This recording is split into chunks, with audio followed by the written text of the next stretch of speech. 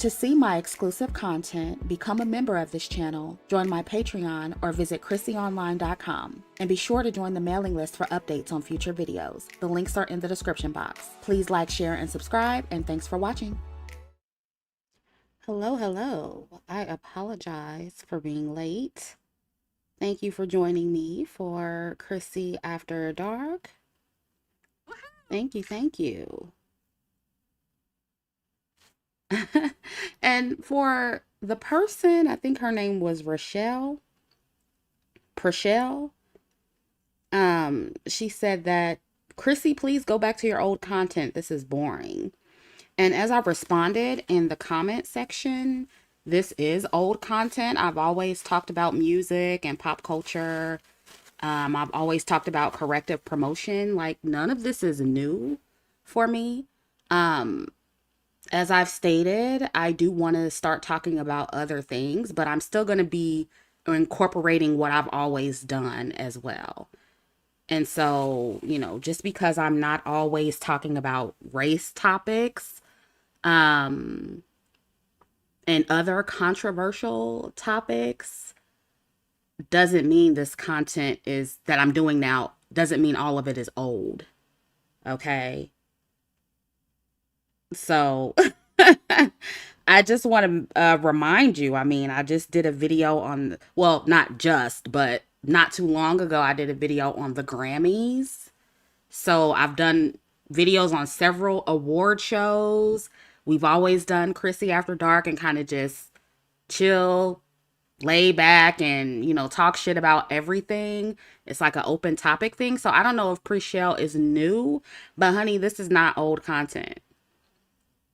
And that's fine if you think it's boring. What I'm coming to realize is that boring means less drama, okay?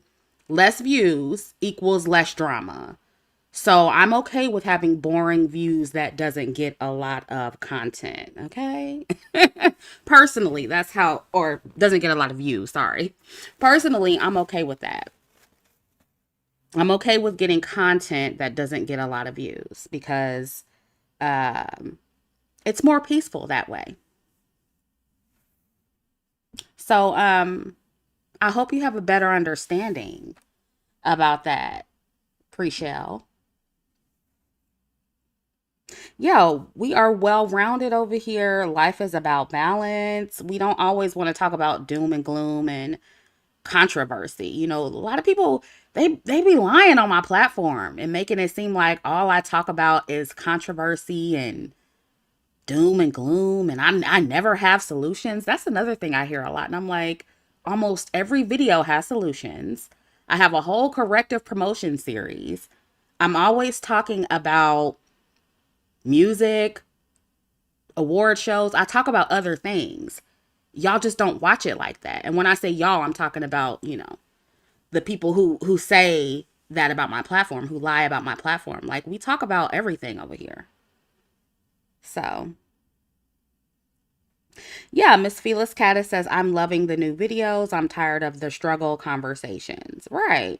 A lot of people are, And, we'll still talk about the struggle conversations too from time to time. I'm not going to completely not talk about that stuff, but, it's okay to talk about other things, ladies. It's okay to not always talk about Blackistan bullshit. Okay? So let's get into it. I want to talk about all of the new music, some fashion stuff. I didn't get to come on here and talk about the Met Gala. That's another thing I do often. I talk about the fashions at the award shows and all the celebrity events. So it's like, I don't know, maybe some people are new here, but we always do this. But I didn't get a chance to come on here and talk about the fashions at the Met Gala. And I'm not going to really go through everything, but I am going to point out a couple of looks that I liked. So, and then we're going to talk about some new music. And I want to do this more often. So if I don't get around to reviewing a certain song or an album, that's okay. We can do it next time. Because, some of y'all did send me some suggestions and I didn't get to everything. So, yeah. So let's get into it. Now, of course, we got to start out with the beautiful Coco Jones. She has a new song. It's called Here We Go. And, I love how the girls are using old school samples, because I'm a fan of older music, so I love it. And I love Coco's voice on this song. My only critique, though, is that it needed more background vocals. But either way, I like the song. And I just feel like a lot of the younger girls aren't giving us enough background vocals. Um, the girls need to bring back bridges as well, because most of the songs, even that I'm going to cover tonight, either don't have a bridge or the bridge is like mid. You know what I'm saying? You know what I mean? But I do love this song, and I love Coco Jones, and I'm glad she's getting her shine on. She looks gorgeous in this video too. The video's good. And when I first heard this song, I don't know if any of you agree with me, but it's kind of sort of sounds like something Jasmine Sullivan would sing. I don't know if anybody else thinks that. I wish like YouTube didn't do the whole copyright thing, because I would play music. But they like to strike my videos down and block my videos in certain countries if I play certain music, so I don't want to do that. But I wish I could. I really wish I could. No, we can't do snippets. Look, I played like literally like 5 seconds of Beyonce's song in one of my live streams, and like Parkwood got me. They blocked the song. They blocked the whole live stream in like two different countries. So, I mean, it was literally like 5 seconds of the song. I was like, really? Really, Beyonce? Oh my goodness. Yes, Tyler Mills says the 90s had the best vocals and bridges. They did. They did. Yeah, we need more background vocals. I feel like today's music, a lot of the songs sound incomplete. It's like we need it to sound fuller. We need more going on. You know what I mean? We need to hear more background vocals. We need to hear a bridge. We need a little bit more. But I will say the girls are still doing it. That's just my critique. Now, the next song is of course Normani 159 featuring Gunna. Um I like this song. I like the hook, right? But I will say I don't like it as much as I do Wild Side. And we needed something a little bit stronger for her comeback. But I am highly anticipating the album, and I'm hoping we get that on the next single. Personally, I didn't like this song as much as I do Wild Side or Waves. And y'all know Waves is my shit. I played Waves on one of my other Chrissy After Darks in the past. Um, and another thing they constantly do with Normani is they keep putting these features on her songs that are completely unneeded and unnecessary. Gunna did not need to be on this song. She doesn't need these features.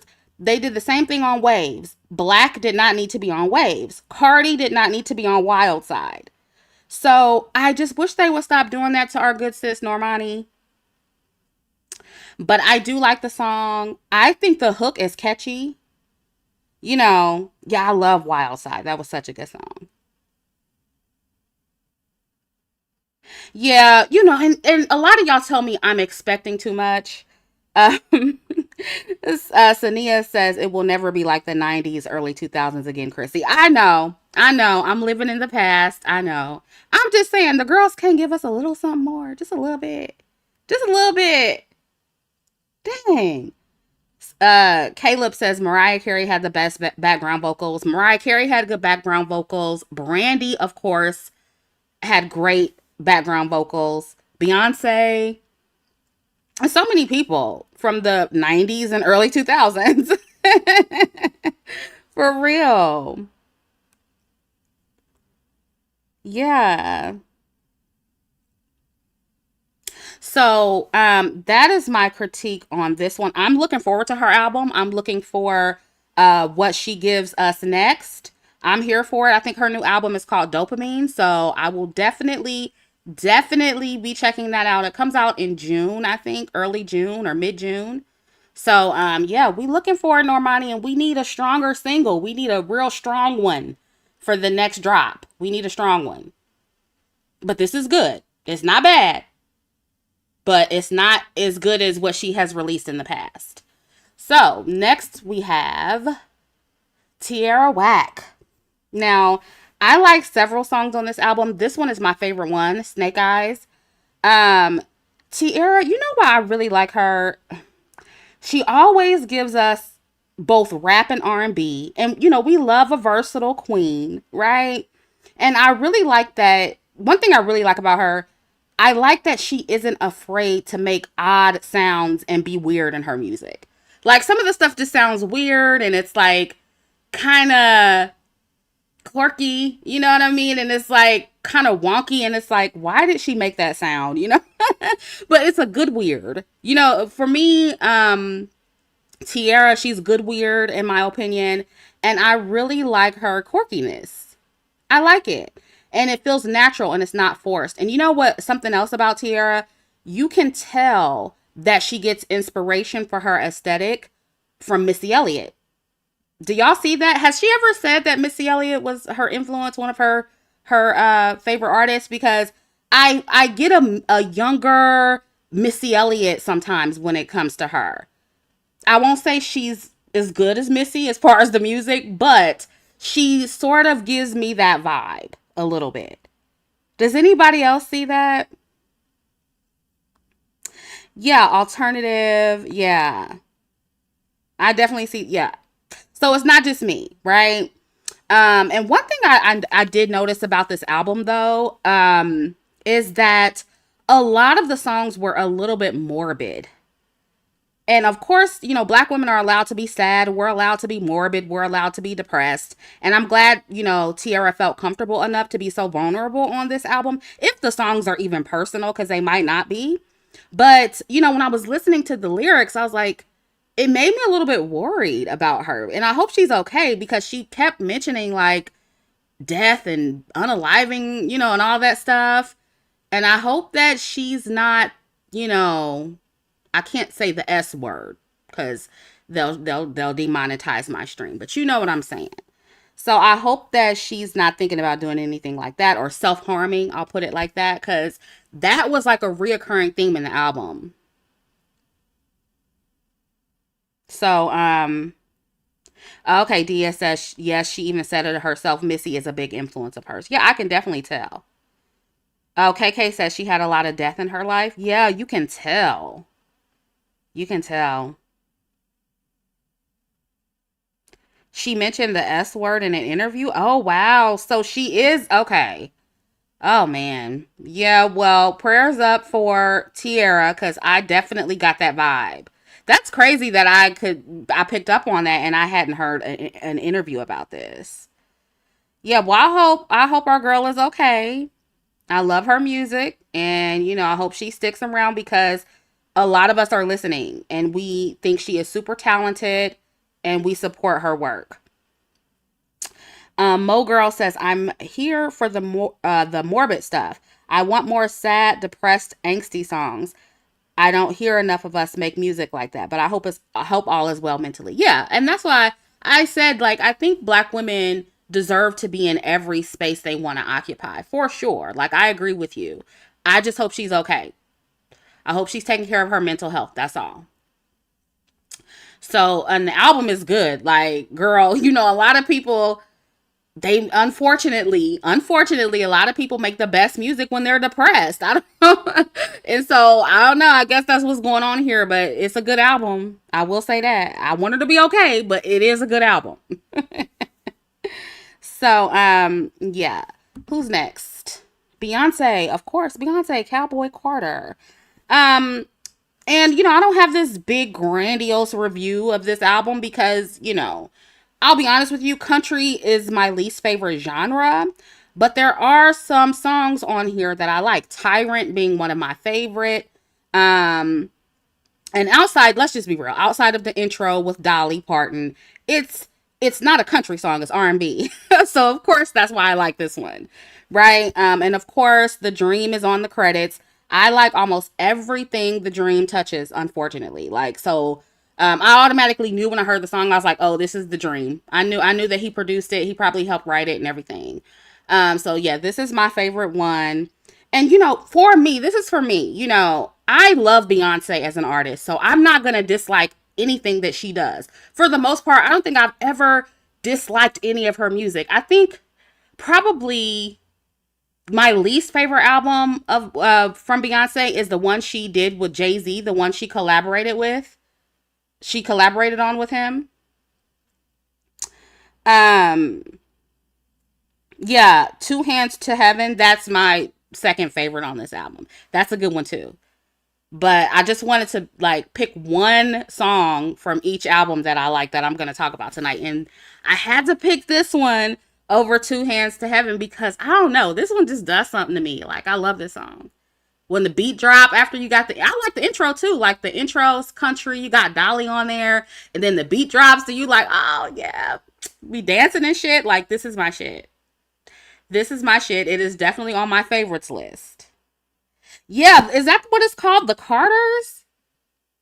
No, I like On the Run. Part is that no, because I like that song. But is that the album she did with Jay Z? Is that the song that's on there? Is that song on the album she did with Jay Z? Because if that song is on the album, I do like that song. I do like On the Run. But just the rest of their music that they did together is just mid to me. So, but even that album, I wouldn't say I just didn't like it, but it was just like, I could do without it. And Cowboy Carter, there's a few songs on here that I like, but it's just not my favorite work from Beyonce. Um, because again, I'm not a country person. You know what I mean?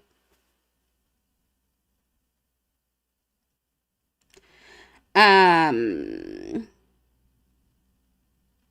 yeah, I think if I had to do a top three of this album, Tyrant would be the first song, Two Hands to Heaven.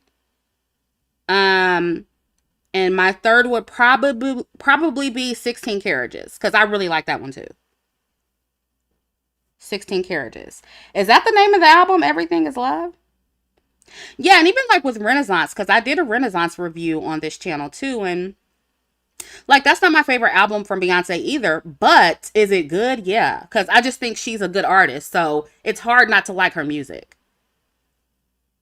But yeah. And honestly, I hope Act 3 of Renaissance is R&B. And a lot of the girls are saying, "Oh, well, it's rock."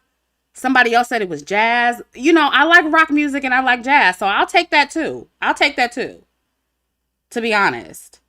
But my preference is R&B. But being that Beyonce seems to be trying new things, I don't know. Y'all might be right about the rock genre for album 3 or for act 3. We'll see. Yeah, somebody said jazz. I think it was because of that Super Bowl commercial. But if it was jazz, I don't think she would have. Well, maybe she was dropping hints in that Super Bowl commercial. Maybe she was. Could you imagine Beyonce a jazz album? Oh my god, that would be good though. It would be good. I would like to hear that from her. But my number one preference for Beyonce is R&B, of course. But I can also support her doing new things. It's okay to branch out and do new things. So, okay, yeah, I think was it Magna Carta? I don't know. Whatever album that was, I really wasn't here for it. Um Dominique says leave jazz alone. I don't know. Gabrielle says I hope Act 3 is funk infused rock. That would be good. It would be good. I could hear it. I could hear it. I could hear rock from her. Yeah. Yeah, I love jazz music. I love almost all genres. Like, I think I do like every genre, but country is probably my least favorite. So who's next? Billie Eilish. And somebody said that they felt that Billie was basic in the last live stream. I personally love Billie's music. This album, what was the name of the album?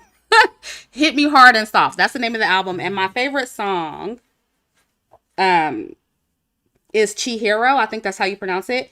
And this was such a good listen. And it was really different. What I like about it is that it's really different from the most of the mainstream pop music that's out right now. And it's not just pop. I heard some jazz in there. I heard some jazz elements. I heard some strings. There were some transitions in various songs that are really good. We also got a few belts from Billie here and there. I mean, she was belting on this album. She was, which is a change from her typical whisper singing, right? Um, so if I had to do a top three, I think my favorite song, of course, the first one would be Chihiro. I love again the jazz elements in that one. I also like Birds of a Feather, which is the most pop song on the album. Definitely sounds like a Justin Bieber song. Definitely sounds like it was inspired by Justin Bieber for sure. Um, I also really like the diner. I like the kind of eerie, wonky beat. It kind of goes with the theme. It's where she's singing about, well, she's singing, I think she's singing about her stalker, one of her stalkers, but she's singing from the perspective of the stalker. So it's like she's the stalker. And I love it. I love that song too. And I think Billy and Phineas are really talented. Really, really talented. So those are my favorites on the album. What I like about them, Billy and Phineas, I like the depth of their music, both sonically and lyrically. Like this album to me is a press play. It's good from start to finish, and I like that the album is short too. I like that they didn't put a lot of um like unnecessary mediocre songs on the album. I told y'all that I hate that. I hate when artists do that. So this album is short, but it's also very full. It's a very full album despite being short because the songs are actually good. Yeah, not Billie Eilish. Yeah, a lot of people like Lunch, and to be honest with you, I don't love Lunch, and that is the first single of the album. Personally, I thought that maybe Birds of a Feather would be the single. That sounds more like a single to me, but it's also a very safe pop song. That's another thing. And Lunch, on the other hand, has that shock factor, right? Because she's talking about basically eating girls out and all that stuff. So I get it. It's like the shock factor. So I understand why it's the first single. But in terms of musically, Lunch does not blow me away. But the album is good though. The overall album is good. Short but sweet and complex. And I love that. I love that.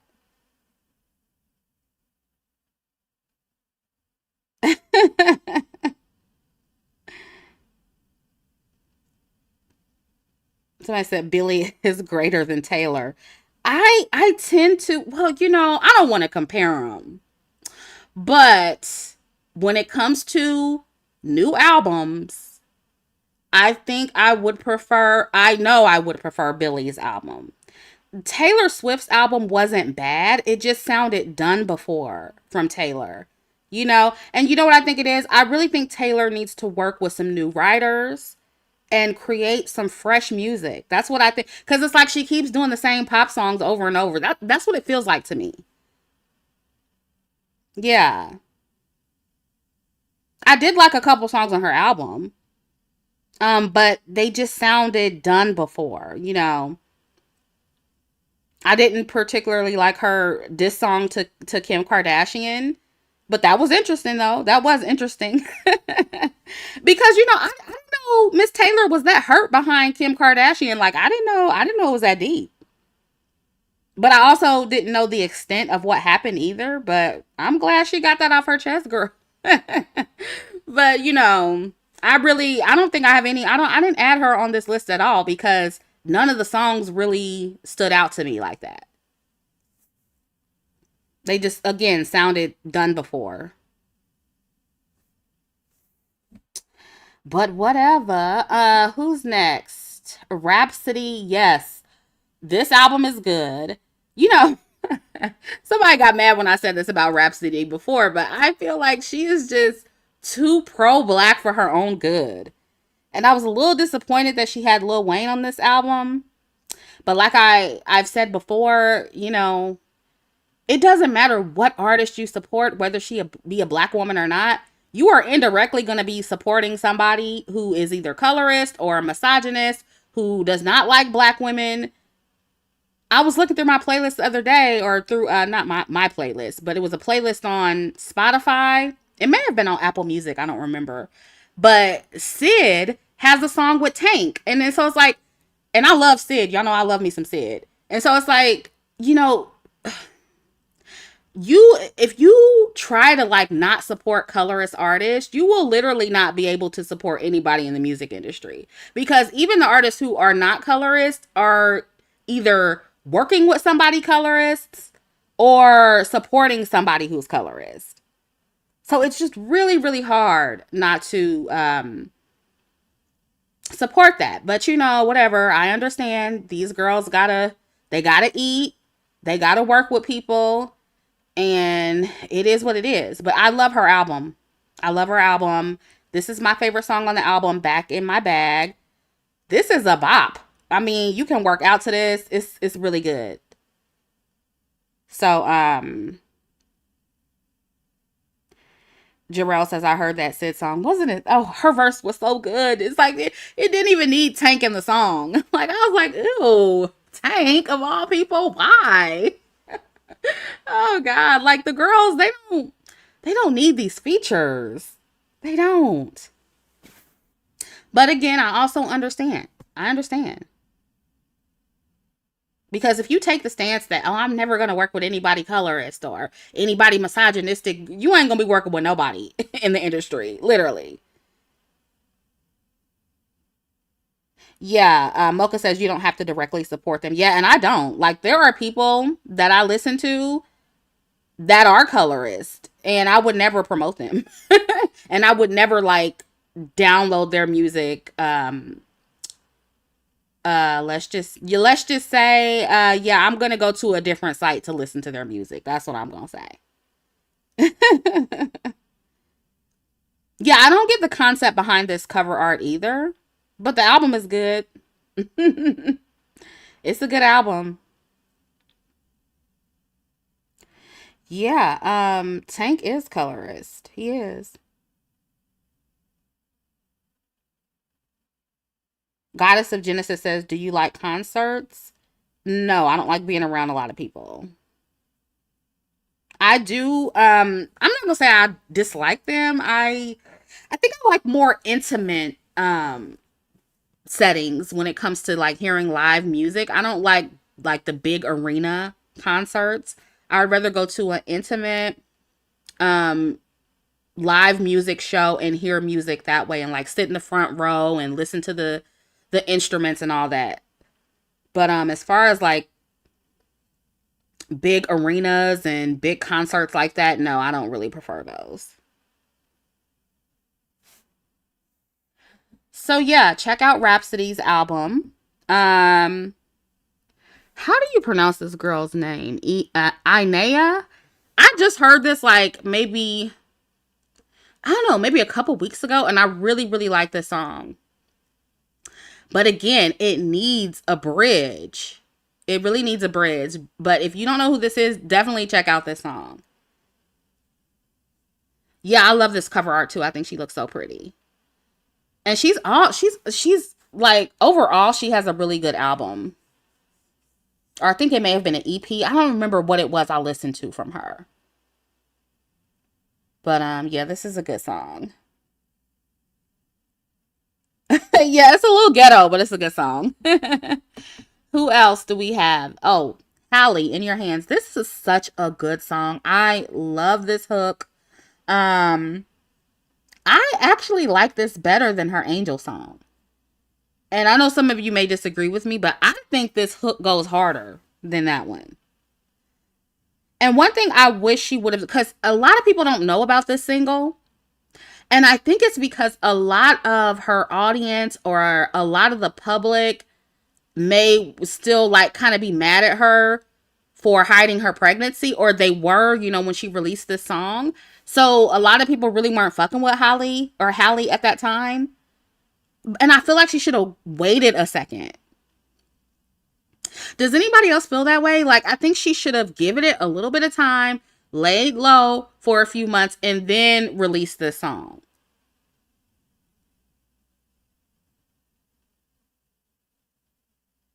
Okay, so some of you agree that this is a better song than Angel. Yeah, it is.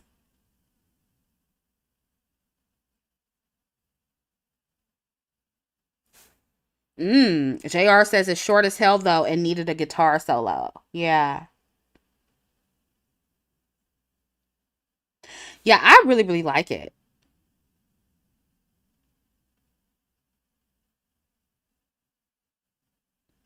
So that's that. And Bloom, Aquila or Aquilia. I listened to this when I first heard this song, I listened to it over and over and over again, like back to back. This song is so good. Again, it's missing a bridge. Well, it had kind of a sort of a little bridge, but it was pretty much the hook, and they took out the instruments, instrumental in the back, and that was the bridge, but it really wasn't a real bridge. So the girls they're not doing bridges anymore, honey, but it needed that to really elevate it. But regardless, this is a good song. So if you don't know who she is, and she in general, she makes really good music. Yeah. I don't think I have any Megan music on here. Oh, I'm getting a phone call, but I'll call them back. Yeah, so yeah, and that's another reason why I'm doing this, because I want you guys to add these songs so you can hear them. But I just think this is such a pretty song. Really, really pretty. And so, who's next? We have a Glorilla. Look, the rap girlies are doing it for me right now. Like, I got quite a few rap songs that I like right now, and I like this one. And let me tell you something. I don't think Glorilla is a good rapper, but I like this song. Like, this song actually snaps, especially when you working out. This is a good song. The hook is good. It's catchy. Her rapping has gotten slightly better. And I will say Glorilla has kind of grown on me a little bit, because when she first came out, I was like, but she makes catchy music. You got to give it to her. She does make catchy music, and I like this song. This is on my favorites, and y'all know, baby, I got a little hood rat in me, so yeah, I like this song. Crescent Moon. Yeah, I do like Flow. I don't have any new music on from them on my playlist though. But they are on, my R&B playlist for sure. Like when I do these, I like to talk about like the newer music.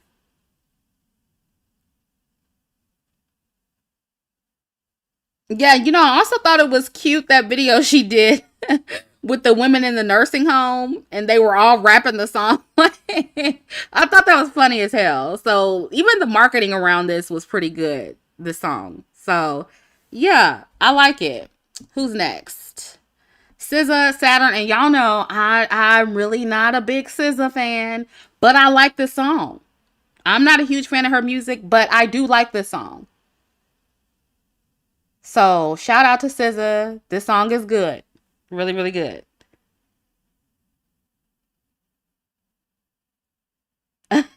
Y'all are. Oh my goodness. Oh, Flo came out with it. Okay, I'll listen to it when I get off here. I'll definitely check that out. Yeah, but Flo, yeah, they're really good. Really, really good. Who's next? Tim's. I love this song. And Tim's is so beautiful. Isn't she just so beautiful? And I just love this. And I think, isn't she coming out with an album soon? Who has a song with Meg? SZA does? Siren says, "Why don't you like SZA?" I just don't like her music like that. I think she's beautiful, but I don't like her music like that.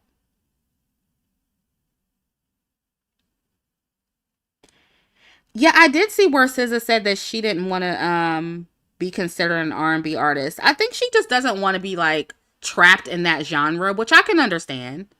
Because sometimes when you're just considered to be R&B, people kind of just like try to keep you in that box. So, but instead of saying that, maybe she should just make more, pop sounding music maybe. Somebody need to give her a white girl bop and that be a single. So, but I understand what she was saying. I do understand. Raquel says Glorilla is colorist. Is she? I didn't know she said anything colorist. I'm not surprised.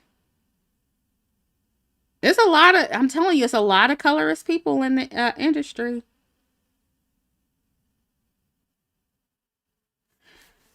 Yeah, so Tim's, I love almost everything she makes. Like, I just think, and I think she's so beautiful. She's unproblematic, talented, and, she also has a very unique sound to her voice. So I love that. Yeah, somebody tell me what Glorilla said.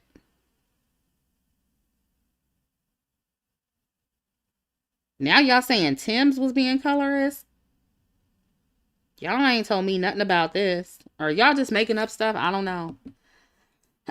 Yeah, oh, and this is her recent performance on Jimmy Fallon, and I just thought she looked so beautiful. And so I wanted to add that in here. I think she embodies corrective promotion. She is so beautiful. Yeah, Aria Star. I had her in one of my last when I put it on the community tab, like what new music I was listening to, and she was on my last playlist. So I'm sure she'll be on there again. And I just wanted to add this on here because I do have some other songs on here. Chloe, Fuck Your Status. I hate the message in that song, but I like the song. Who else is on here that I didn't talk about? Um, Cameron or Dove Cameron. I love God's Game. I love that song. Callie, I love her music. Some of it, well, most of it. That's another rap girly that I'm loving right now. Y'all just put me on to Umi yesterday, and I listened to her EP and some of her old album from 2022, and she's good. I don't know where I've been with her. I don't know where I've been, but I like her music, and I'm gonna listen to more of it. Mitski, Mine All Mine. I love that song. Who else is on here? Flo Millie, of course. I like Ariana Grande's new album. I do. I like her album, and I like Supernatural. That is such a good pop song. So good. So good. Who else is on here? I can barely see. I should have tried to make this a little bit bigger. Let me see. Let me look at it on my phone. I like that y'all some of y'all know what's up. Y'all got good taste in music like me, period. Let me go back to this.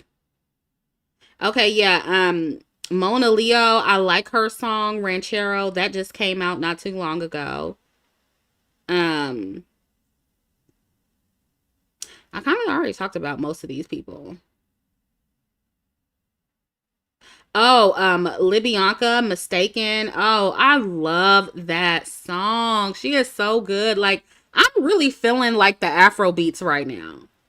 I'm feeling the Afrobeat girlies.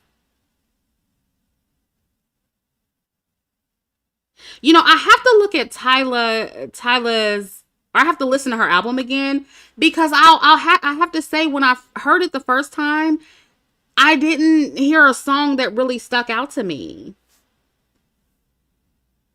But I'll listen to it again because sometimes, I got to listen to an album twice to see, to see if I really like something, because I'll listen to it once and I'm like, and then I'll listen to it again and a song pops out. So I'll listen to it again and see. But I just for the first listen, it was kind of like I felt when I listened to Taylor Swift. It was like, it was mid to me. And I don't like Water. That's not one of my favorite songs. I don't like that as much as everybody else does. And I don't like the art song either. Yeah. She's kind of like, in my opinion, I know some of you aren't going to agree with me, but like, I think SZA is beautiful, and she's talented. I don't love her music. And it's the same way with Tyla. Very pretty girl, but I don't love her music. I'm sorry. Sorry. Tinashe got some new music? What? Huh.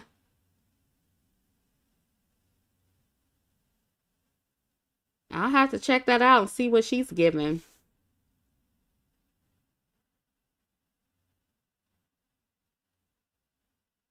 Okay, it's a couple people who mentioned Tinashe, so I'll have to go check it out and see what she's giving. Tinashe only has a hook. Not beautiful game. And y'all give me some suggestions, because I'm always listening to new music. So I'll listen to some other stuff. I will. This is Tinashe's low key underrated. Okay, is she that good? Because I can't recall a song that I really like from her, but I'll go back and listen. I will. Chrissy, do you like that white girl named Isla? I don't know. I don't know if I've heard anything from her. Who knows? Maybe. I might like her. Oh, Tori Kelly has a new album. I have to check it out. I saw that Willow released a new album. I listened to some of it. I didn't listen to all of it, so I have to go back and finish that. Oh yeah, we've been on Amaray. We've been on Angels in Tibet. I put that on my community tab a long months ago when the album first came out. That album is underrated. It is. Amaray is underrated in general. And I actually played her song, Sad Girls Love Money, on one of my Chrissie After Darks. So yeah, we been on the Amaray tip. That's my girl. I love her. Okay, I'll have to go back and listen to Willow's album.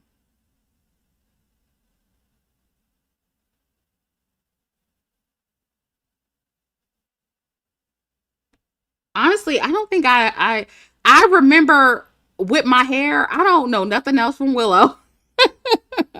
I don't know any of her music, after she became an adult. I don't know any of her music.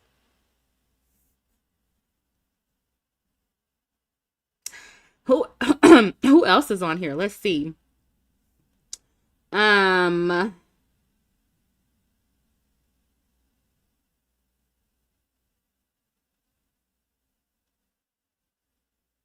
let's see. Oh, Duran Bernard, his song is really good.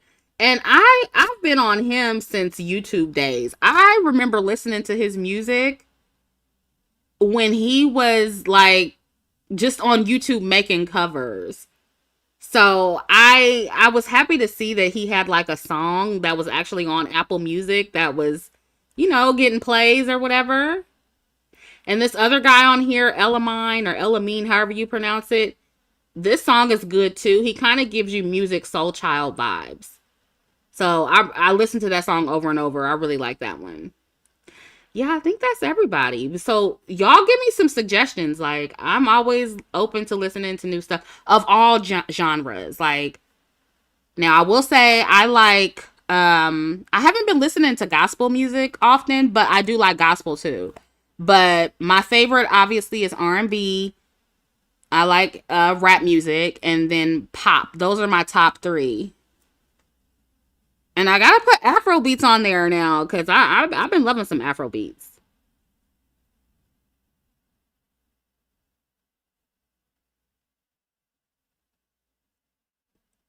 Oh, I forgot to listen to Ryan Destiny. I'll have to check her out. I gotta listen to Duran's whole album because, man, I love this song. I put Bloom on here, Kia. Did you just get here? I talked about Bloom earlier. And she's on the list. She's right there at the top.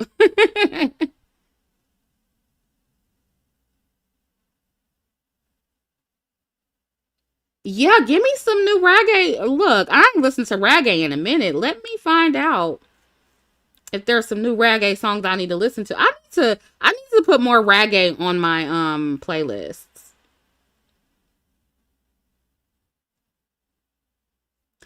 My world says, have your views on Kelly Price singing since she came out mamming for Diddy? You mean have they changed? No. She's still the one of the best singers to me. No, she's still on my top five. Now, is she a mammy? Yeah. But do I still like her music? Yeah. You just can't I don't just unlike people's music because I don't, agree with what they did personally. I separate, usually for the most part, I can separate the music from the artist. um, Kiara says, Chrissy, do you like Janae Aiko? Yes. Yes. I like more of her old music though. I haven't really been feeling her newer stuff lately. Jalen, we're talking about Kelly Price. She just came out and did this whole trying to like make black women or trying to encourage people to pray for him. It's just totally unnecessary. I haven't listened to Dua Lipa's album. Again, that's not somebody I don't really love her music, but I'll check it out. I'll check it out. I might like it.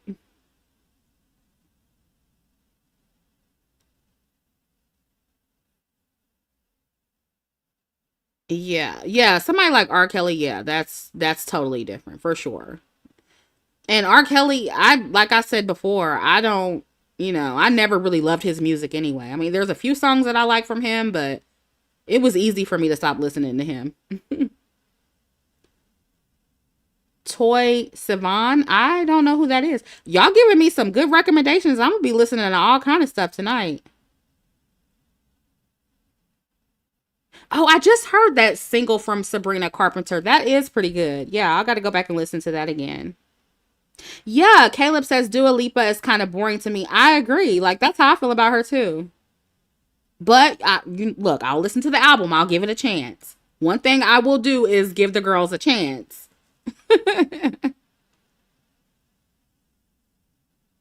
Oh, I see all kind of different names here. Trio Shandelas, never heard of that. Kalila, I feel like that sounds familiar. I'll look her up too. Okay, y'all got some good represent recommendations. Okay, so moving on from the music, let's talk about some new products. Jackie Ina's perfume. So, my Sephora, for whatever reason, didn't have Forever Mood fragrances, at least when I went.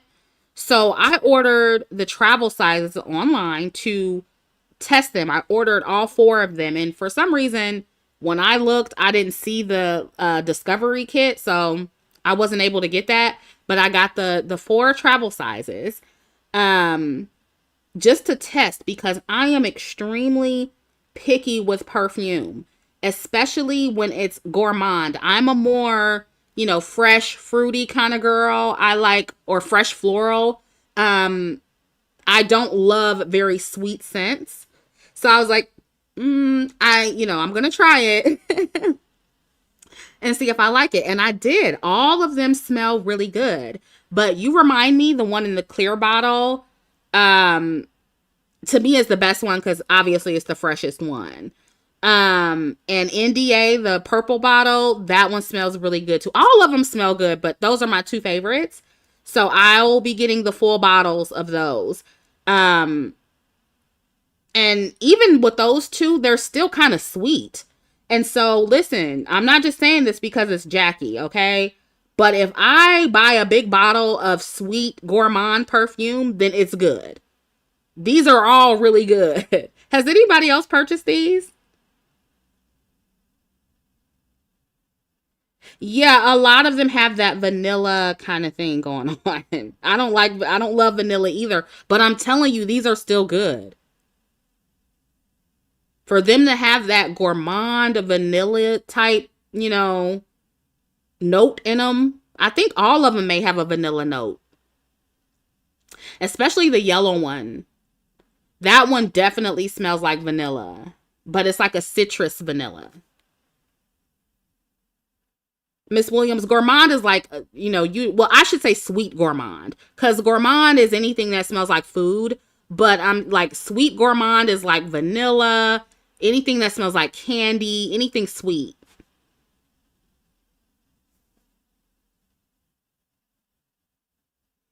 Yeah. So, and I just feel like overall, Jackie and her team did a really good job. I like that they released four different fragrances as a new category launch for Forever Mood. I think that was a great marketing strategy because I feel like it would have been way too much pressure for Jackie to just release one fragrance.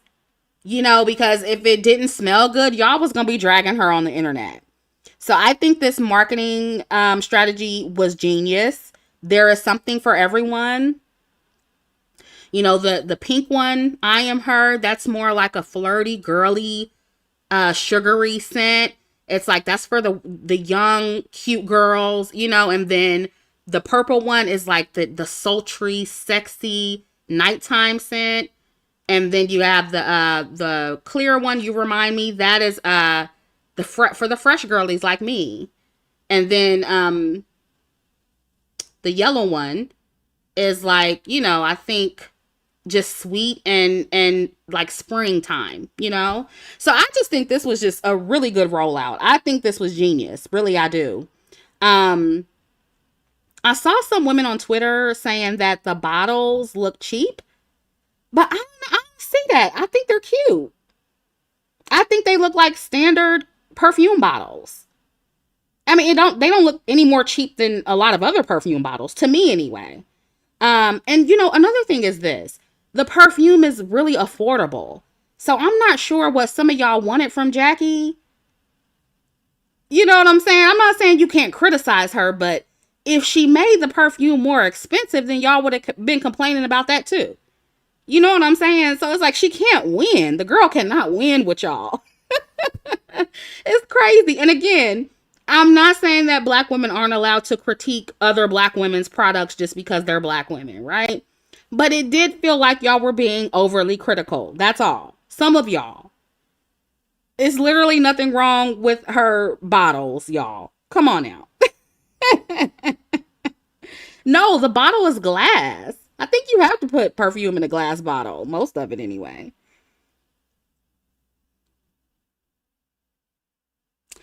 Yeah.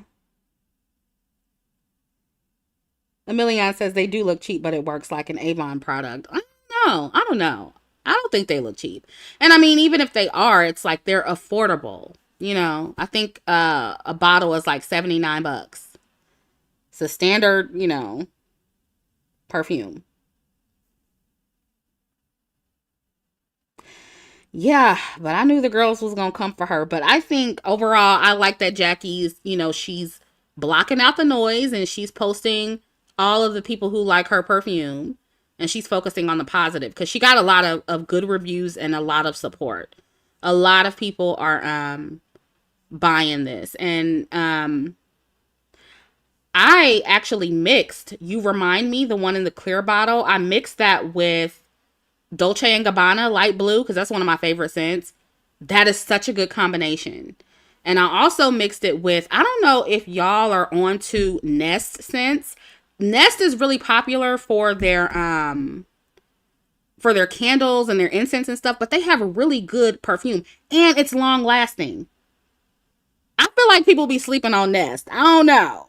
And if you like fresh, fruity stuff, Nest is that girl. And I mixed Nest with the You Remind Me. Oh my God. And I got so many compliments. Like I was in the elevator and so many people were like, what are you wearing? That smells so good. Oh my God, it smells so good.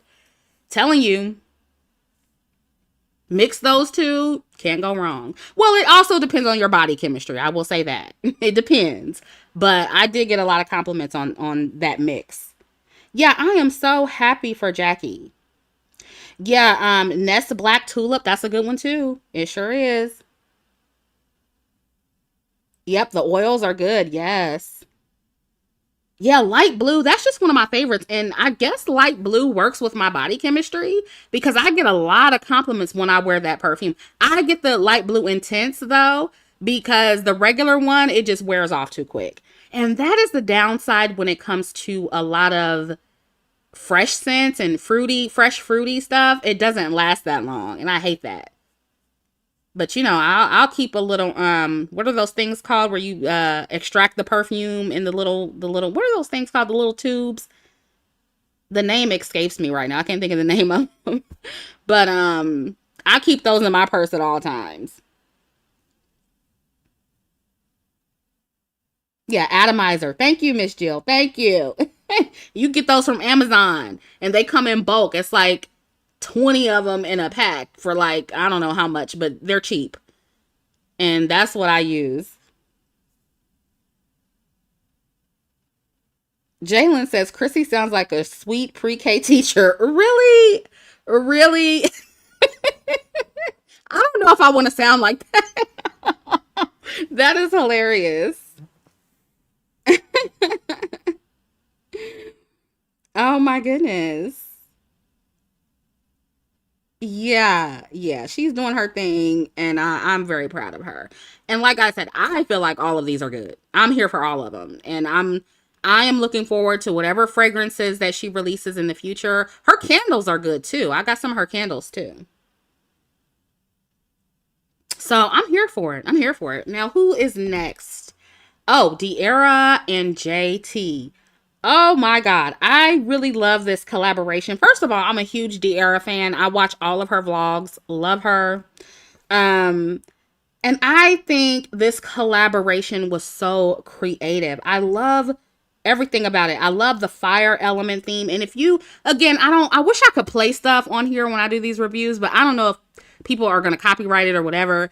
But if you go to her Instagram page, you'll see like the videos of the ads and everything. I mean, just the details are so good. And it's interesting because, she prides herself on being very detail oriented and with fashion and stuff. And that is just a good name for her because like she is so detail oriented.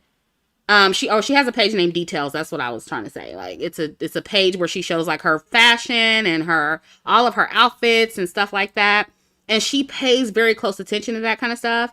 And on one of the ads with her and JT, like I think it was the first one she released. As she was walking, like there was fire on the ends of her high heels. Oh, it was so good. Like her marketing for Lorve, and she has a sunglass brand called Lorve. So good. Like if y'all haven't looked at her stuff, you need to go look at it. Yeah, they look like twins almost. Yeah.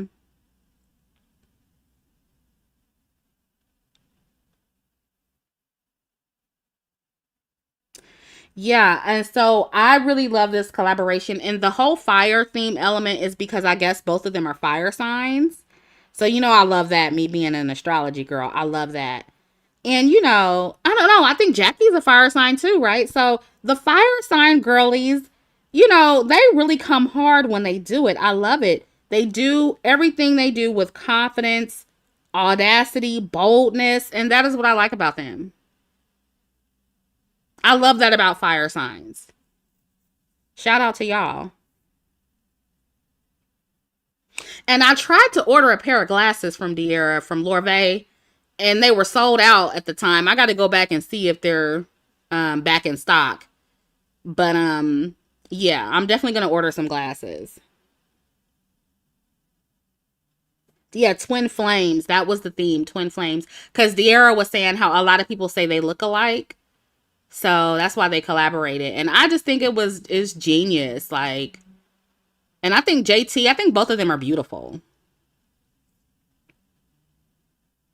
CBD says, I don't care, Chrissy, your voice is sexy. Thank you. Thank you. I get that a lot. I appreciate that. Bree Bree, I'm not gonna rate all of the Met Gala outfits, but I am gonna highlight my favorites. Oh, Miss Williams says thank you. Aries in the house. Okay, Aries, we got the fire signs in the house. Shout out to y'all. I just love how confident fire signs are. I've always liked that about y'all. So, what is next? Oh, yeah, here's some more pictures. I just think this rollout was so good. Whoever is on De'Ara's marketing team, and I'm pretty sure she's hands on with everything, but it's so good. Like, even her PR boxes from her PR packages, top tier. Like, it's just so good. So good. So, I love to see Black women and influencers really doing good with their business, like in the when the marketing is good, like that really is important to me. So I think that's good, and I think it should be highlighted, and I'm just happy to see them winning, you know. JT, look, I don't even know which. I think on this top picture JT is the one in the front and De'Ara's in the back. They look just alike. So twin flames is accurate. Yeah, go follow De'Ara. I love her vlogs. And again, just the boldness. I just watched her one of her Japan vlogs, and she is just so bold. She is over in Japan. She had on this big ass long fur coat. I was like, "Oh my god, I would never be bold enough to wear that in the middle of a foreign country." But people were literally stopping her and asking her for pictures like she was a celebrity, you know? So sometimes the boldness works for you. You know, sometimes standing out works. Yeah, I love her vlogs. Yep. Yeah, her style is very unique. Even if it's not, you know, really what I'm into like that, I like it for her, you know? So shout out to De'Ara and JT. Look at these pictures. I mean, beautiful. These are such good pictures.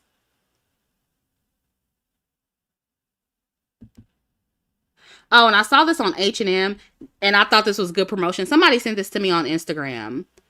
Now, was H&M the one where y'all was having meltdowns because the girl's hair wasn't combed? Was that H&M? It was a whole bunch of controversy, but I guess they're trying to correct everything and, you know, do damage control. I don't know. But I thought this little girl was so cute. I was like, oh, this is good. This is good promotion. So I guess they listening. But even before, even that one that a lot of people were complaining about, wasn't nothing wrong with that little girl's hair. But they had some other controversy, didn't they? Was that the one where that little boy was in the monkey sweater or something like that? Was that H&M?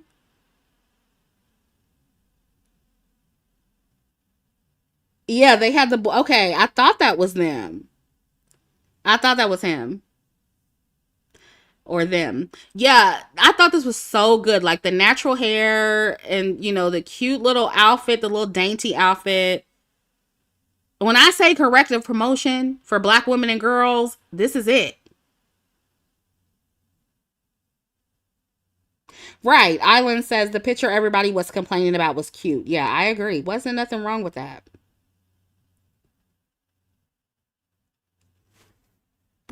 So what's next? Oh, here are the Met Gala looks. This was one of my favorite looks. I want to say they said she was wearing Vera Wang. This the detail of this dress is incredible. I love this look on Janelle Monáe. Look at this dress, y'all. Beautiful dress. Look at the details. What is that even made out of? I mean, what is this? This is crazy. This and she looks just stunning. So I had to highlight this. Again, I'm not going to go over all the Met Gala looks, but This is definitely probably my favorite. Love it.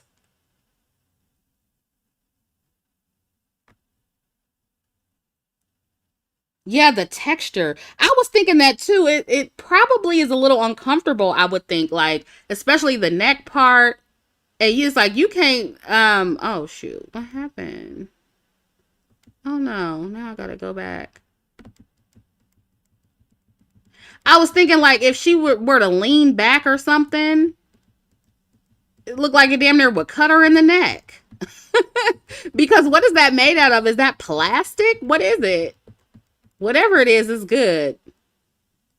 It looks like ice a little bit. It looks like I don't know. That's a nice dress though. I thought she looked drop dead gorgeous. And of course, Anak Yai, I don't know how to pronounce her name. This is just unreal. She just looks like she's not even real. She looks like a doll. When I saw this, and again, I wish I could play the video, but y'all know how they be trying to strike your girl. So you have to go to Instagram to see it. You can go on her page to see the video. I want to say, is this Balenciaga? Is her outfit Balenciaga? She shuts it down every year at the Met Gala. For the last few years, she shuts it down. I'm pretty sure I've used one of her pictures before from the Met Gala. I mean, absolutely gorgeous. She looks like a Barbie doll, a real life Barbie doll. And she's only my second favorite to Janelle Monáe because I feel like this would have been better as a dress. But either way, baby, she did that. She did that.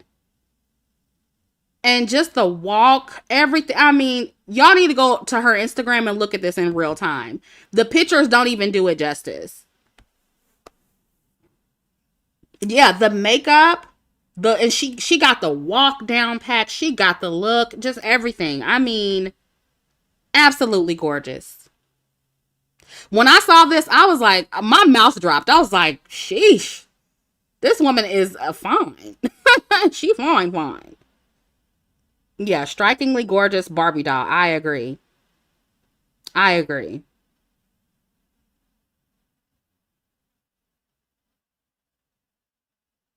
Wait, what? Anokie put on blast Zara for calling her a cockroach in a photo shoot. What? I gotta look that up. I didn't see that.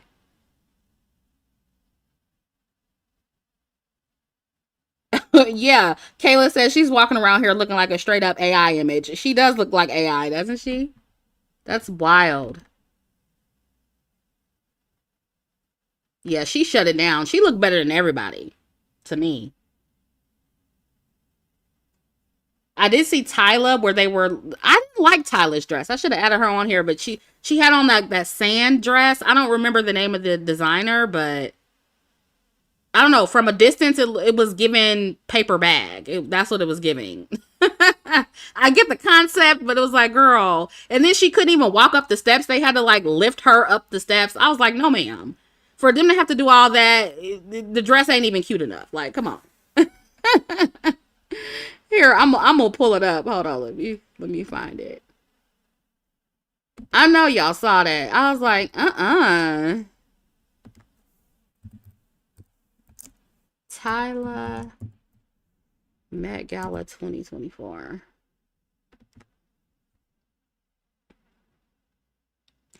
Carpathian Pixie says, I love the fact that they're finally giving us color matched mesh. Yes. I'm tired of beige being synonymous with nude. Yeah, that is a good point. That's a great point. I'm tired of that shit too.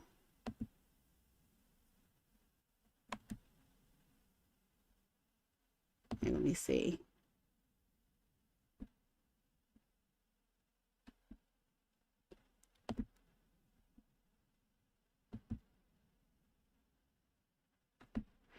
Y'all say Tyler nailed the concept. Oh, did he nail it? I don't know.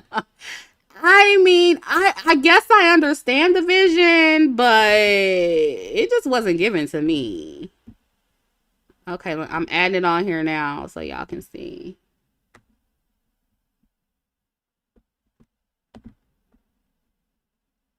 Overall, I wasn't that impressed with most of the fashion there, to be honest. That's why I was like, I really didn't feel like going over the whole thing. Why ain't it showing up?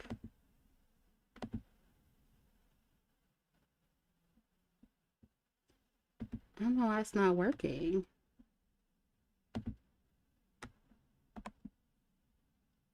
Save image as.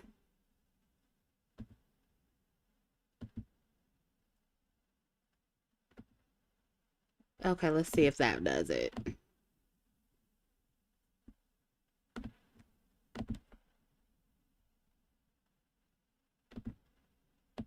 Yeah, I don't know why it's not, I don't know why it's not letting me save the picture, y'all. That's weird. Let me try this one.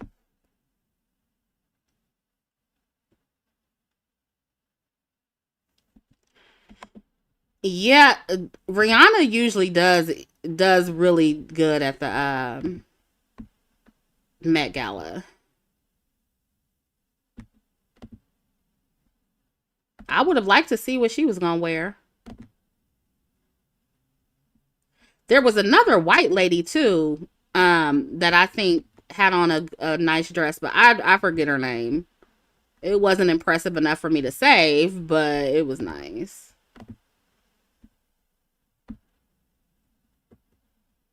Okay, I think I got it. Okay, here it is.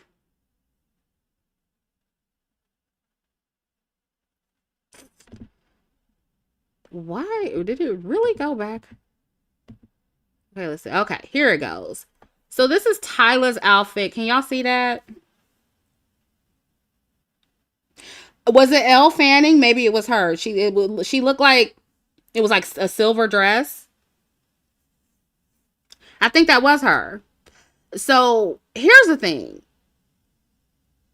Like, first of all, I don't like the hourglass with the sand in it. I think that looks kind of corny. Is that a purse? Is that supposed to be a purse? And then from a distance, it's just giving brown paper bag. That's what it gives me for some reason. But I do think the concept is creative. And I think she's really pretty too. Yeah, it's just like, It's like, okay, here, put it like this. If you didn't know it was sand, would you be impressed? Probably not. It's like you kind of have to say, "Oh, her dress was made of sand. Wow." And then it's like then you're like, "Oh, well that's interesting." But just like, when off top it's just like, "Oh, okay." Without knowing that, it's just like it's not all that. Yeah, Elle Fanning. Okay, let me show y'all this one too. Oh yeah, this dress is it. This is good.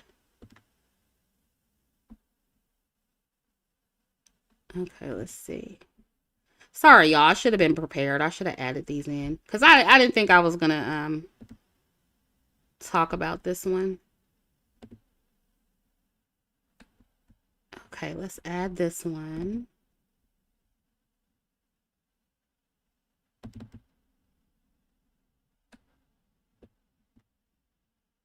And does anybody know the designer of Tyler's dress? Because I didn't look that up. Who's the designer? Does anybody know? Was I right that Anok's outfit was Balenciaga? Child, I don't be paying attention to these brands. I really don't. Okay, here's Elle's dress. Oh my god, this is so good. This is good. Does anybody know who this designer is?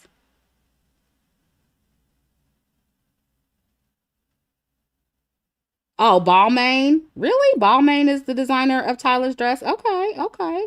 Interesting, interesting. Yeah, Elle Fanning, this is good. This is such a beautiful dress.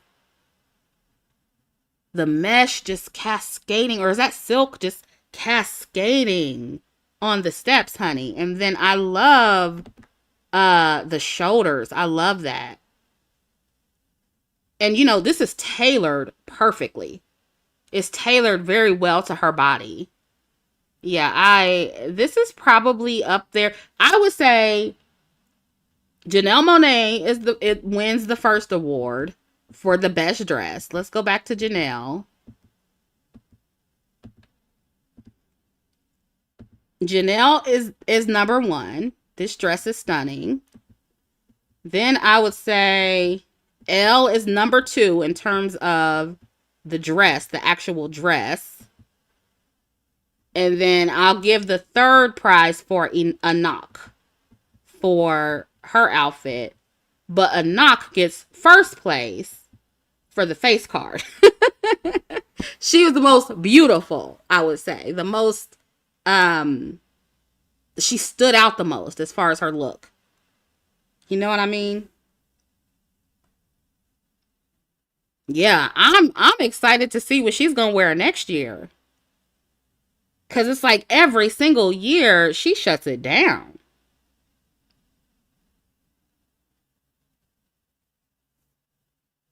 Yeah, I agree. Amada says a knock would have won if it wasn't trousers at the end, but a dress. Yeah, I would have put her up there probably after Janelle in terms of the outfit if it was a dress.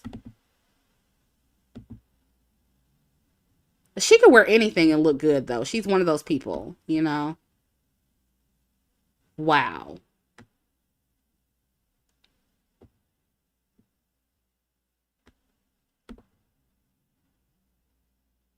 Yeah, just beautiful.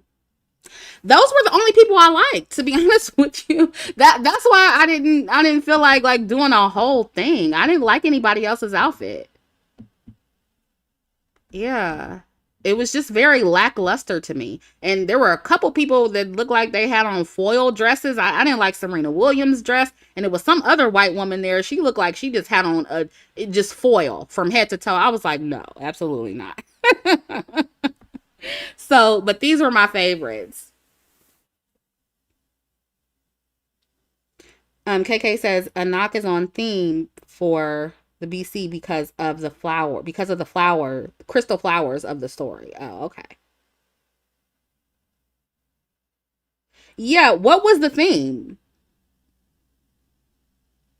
Oh, okay. The Garden of Time and Sleeping Beauty's reawakening fashion was the theme. Oh, okay.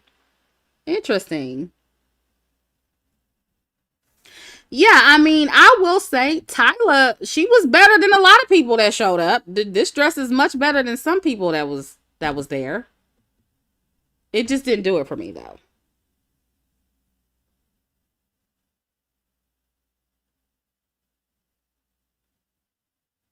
Yeah, I do believe, if I'm correct, they said that the dress was made out of sand, and because I saw where they had to lift her up the stairs, she couldn't even walk up the stairs.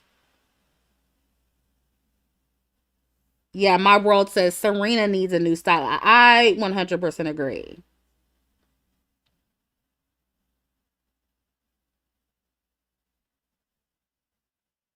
Yeah, they didn't. I don't know. I didn't too much care for her or Venus's outfit. So yeah, that's all on that, and that's all I have. I just wanted to open up the rest of the live to talk To about see my whatever y'all exclusive wanted to. Oh content, wait, become a sorry about that. To talk about whatever y'all wanted to talk about. How long I've been on here? Damn, it's already been over an hour. It does not feel like I've been on here for over an hour. That is crazy. That went so fast.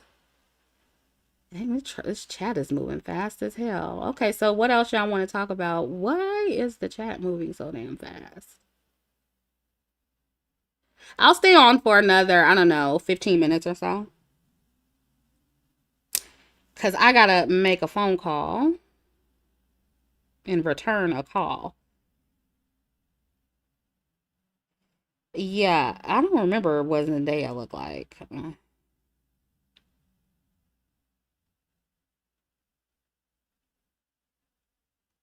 Oh, yeah, I saw Cardi's dress when she was in that black. Yeah, I didn't like her outfit either. Yeah, I was underwhelmed.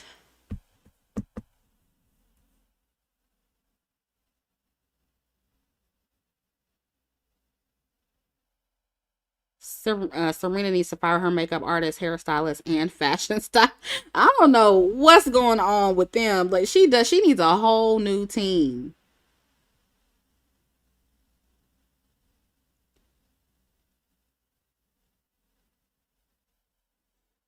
People were saying Cardi looked like Ursula. Okay, so what else do y'all want to talk about besides the Met Gala fashion? Let's talk about something else for the last 15 minutes.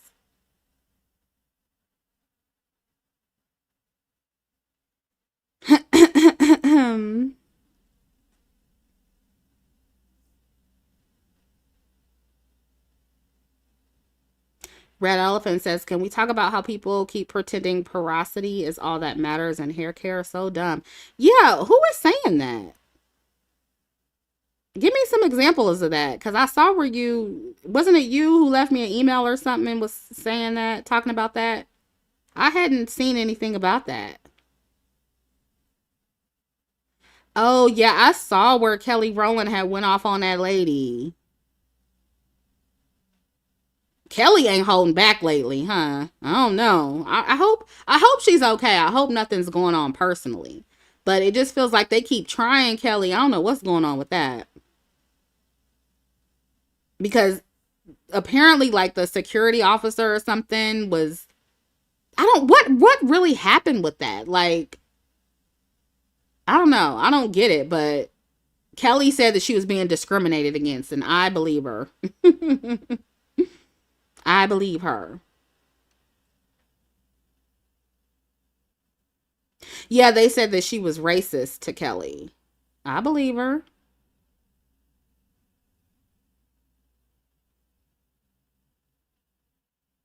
Yeah, y'all keep asking me about Romeo and Juliet. What happened with that? Cause it was something about how the white people were mad that a black woman was playing Juliet.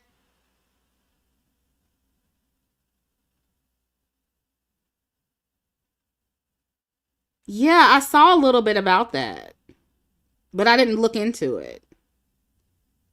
And here's the thing with that, like I told y'all how this is what they did to Halle Bailey with The Little Mermaid. They don't want black women playing their white characters at all. So I saw where somebody did a video talking about featureism, and even though I do believe that was at play, right? But I think that it would have been an issue either way. Even if she had, keen features, I think it would have been an issue either way. They don't want to see black people play any of their precious white uh whatever they consider to be an iconic uh figure. You know what I mean? Anything that has to do with Shakespeare, even if it's a cartoon, like we said, Halle Bailey with Little Mermaid. If they were originally white, they're gonna have a problem with it.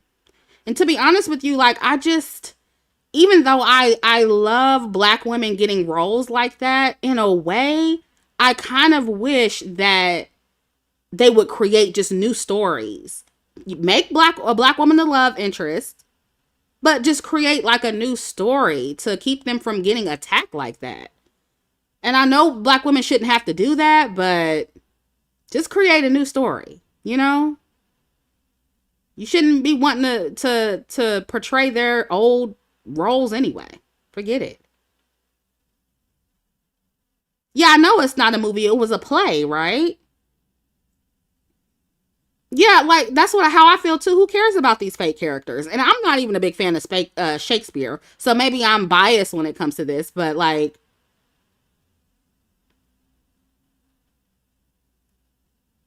Jalen says they were specifically saying she looks like a man all on the internet. Yeah, was it white people saying that or black people? Yeah, we need and I said this before when it came to The Little Mermaid, we need our own cartoons for our, black children. Like, why can't black people just make their own stuff? Is it that hard? Their own mainstream stuff. And look, it's okay if white people want to give the roles to black women. That I am not at all complaining about that at all. But here's what I'm saying, like if we know they're going to get attacked, then let's just stop doing that and create our own stuff. I would rather we create our own stuff than have black women subjected to that kind of abuse online. That's how I feel about it. Yeah, honestly, I didn't see a lot about it, but it could have been, just my algorithm. I don't know. Yeah, now I will say the picture that I saw where they were promoting the film, they did look like they were over masculinizing her. And that is something that the white media will do intentionally to black women.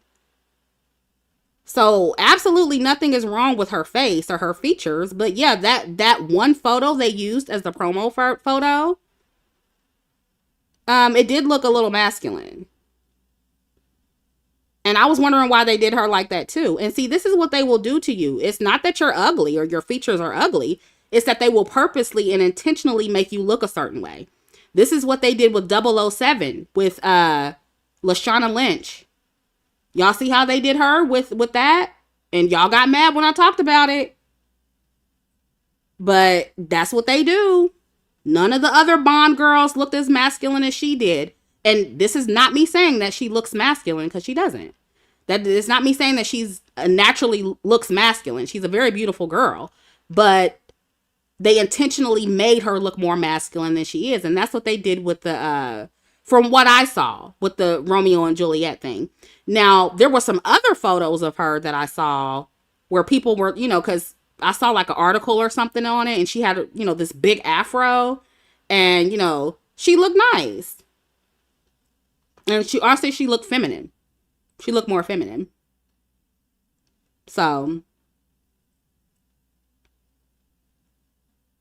that's what they do. She said, yeah, they played her and compared her with the white Juliets that were wearing makeup. And see, that's so petty. And that is what they do, though. They do that to us on purpose.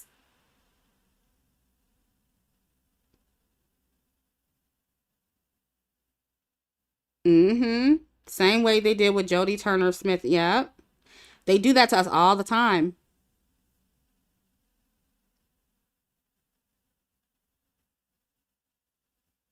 And the thing about it is, y'all, I feel like black women too, we need to just start being a little bit more honest about things. Like, just because I say or anybody else says that a black woman is being over masculinized intentionally by the white media, that doesn't mean we're calling her unattractive. That doesn't mean we think her features are ugly, because there's absolutely nothing wrong with that woman's face at all. Just like I said with Lashana Lynch, like absolutely nothing wrong with her face and her features. But I think we should be able to acknowledge when the white media is intentionally over masculinizing black women in certain roles. That's all. And look, black women, y'all need to stop getting online calling other black women ugly as well. That's ridiculous. So, if that was even happening, I think it was mostly the white people. I didn't hear anything about, and I could be wrong, but I didn't hear a lot about black women calling that woman ugly. Just like when y'all was trying to say that it was a bunch of black women calling Lashana Lynch manly. I didn't see that either. I saw white people doing it for the most part, but not black women. But to the black women who do, y'all need to stop.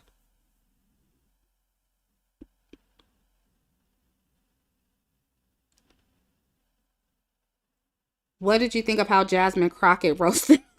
It was so funny.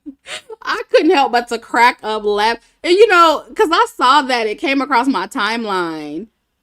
And I wasn't expecting her to roast that woman like that. I was like, why? But you know what? Marjorie walked into that shit.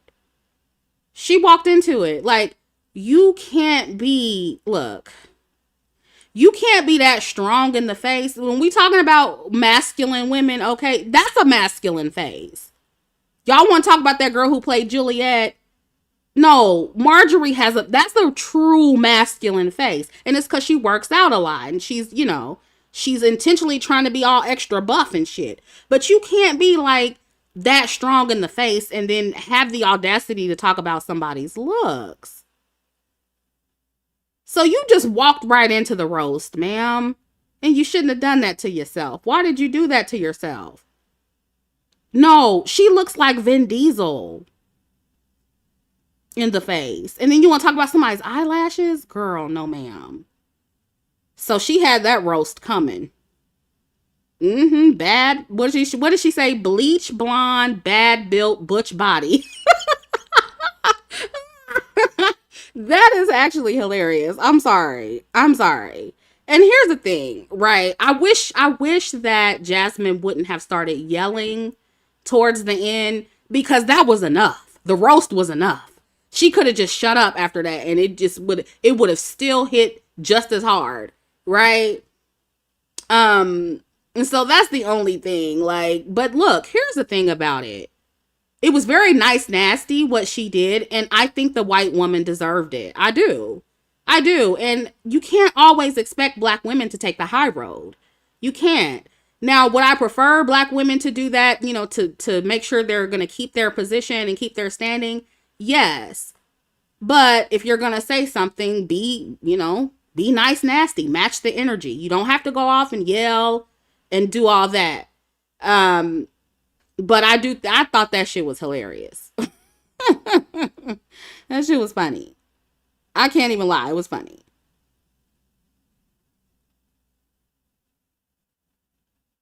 Yeah, and see, making the t-shirts with the freight, that's too much. That's too much. Like, don't put it on a t-shirt. Don't be walking around saying it to just random white women. I wouldn't do that. I wouldn't do that. Um, uh, yeah, trying to tell her to calm down as if that lady didn't start with her. But that's how they do black women. That's how they do. I bet you Marjorie's strong face ass ain't gonna try that again. I bet you she won't. Oh, but the thing is, like, Marjorie, that's how you know some of these white people are just too bold.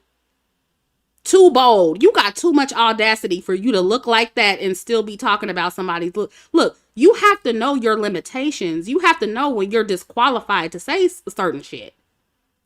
And I'm not saying that, you got to be drop dead gorgeous to roast or whatever. That's not what I'm saying. But if you look like that, you might not want to be on camera while you're being recorded and trying to roast somebody, especially a black person. And that's another thing. Look, you got to pick and choose your battles wisely. You're not going to be able to out roast most black people. I'm talking to all the white people listening. It's just not going to go over well. You're going to get out roasted every time.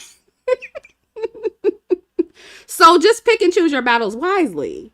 Cause now everybody's gonna be walking around calling her that. Like that's her name now. That's just gonna be her nickname. Bleach blonde, bad built, butch body. Like that's her name now. And that's embarrassing. Like you shouldn't do that to yourself. Know when you are not qualified to say certain things. You have to know, and this is why it's very important as a woman to know what you look like and know where you rank in the eyes of society. Okay? If you know you have a strong face, just don't say nothing about anybody's looks. Keep that to yourself. Keep that at the kitchen table conversations. You get what I'm saying? Not 6B. I'm done.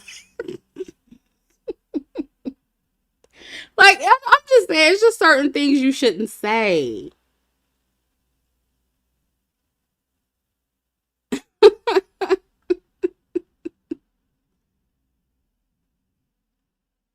Yeah, you have to know. I'm so not trying to be funny when I say that. You have to know what you look like.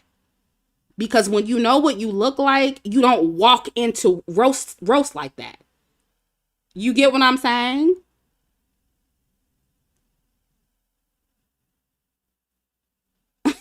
And I'm not saying the woman's not healthy because she posted her little video and she was like, Yeah, my body is strong because her little feelings got hurt, but you walked into the roast. You should have done that. You shouldn't have done that, muscle face. You should have just kept your mouth shut. That's all I'm saying. Because you're going to get roasted. So I don't feel sorry for that white woman one bit. I hope that Jasmine is secure in her position, though. I hope that didn't ruin her any opportunities that she has. And unfortunately, that's the things that black women have to think about.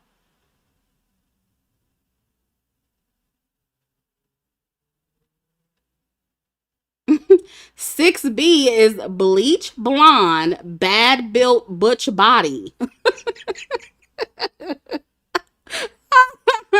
Oh my God, that is hilarious.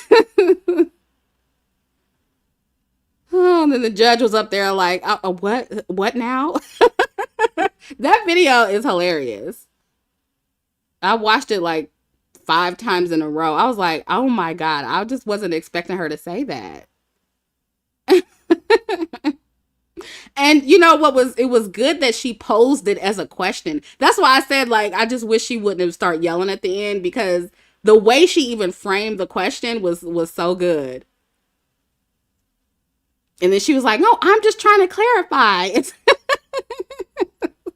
That shit was hilarious.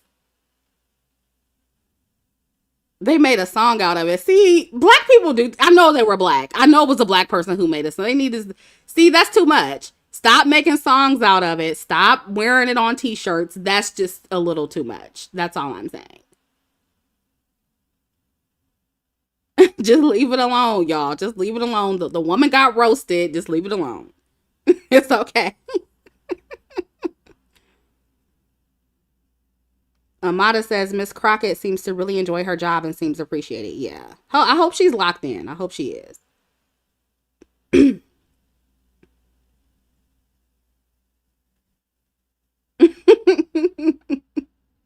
White people made songs too. Okay, okay. Wow. Not the white people made the country songs about. I gotta look that up. That is too much. Y'all are doing a lot. This is a lot. Yeah, the mental level up says that 6B clapback was classic, nice, nasty. It was. It was.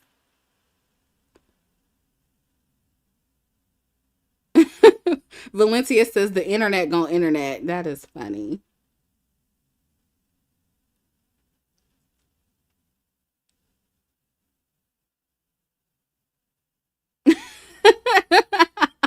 Last Karma says if anyone ever calls me bad built, I'm never talking again. Yeah, and look, if you're considered to be bad built by society standards, then don't try to roast somebody unless you're a really good roaster. Like you can't just be walking into that like that. You can't do that to yourself. You have to know your limitations. That's all I'm saying.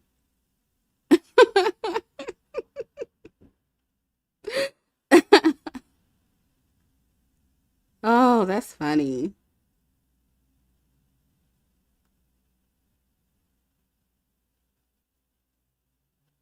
Mm-mm. Yeah, emo version. Yeah, and did you see the guy, I don't know what his title would be, the guy that was sitting next to the judge. He was laughing a little bit. A lot of people were I heard people in the background laughing, but they wanted to laugh at that shit.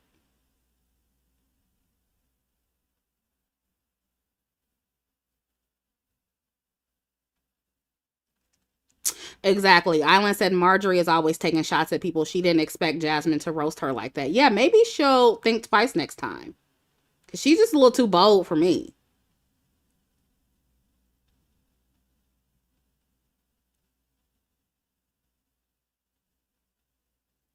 Her name is Jasmine Crockett. Yeah, Congressman Jamie Raskin. Yeah, he he chuckled a little bit. Did you see him chuckling? He did. He released a little chuckle. He did.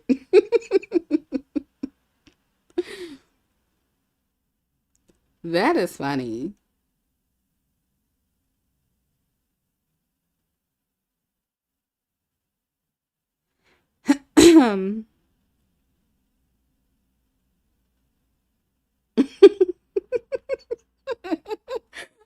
I have to watch that again so I can laugh.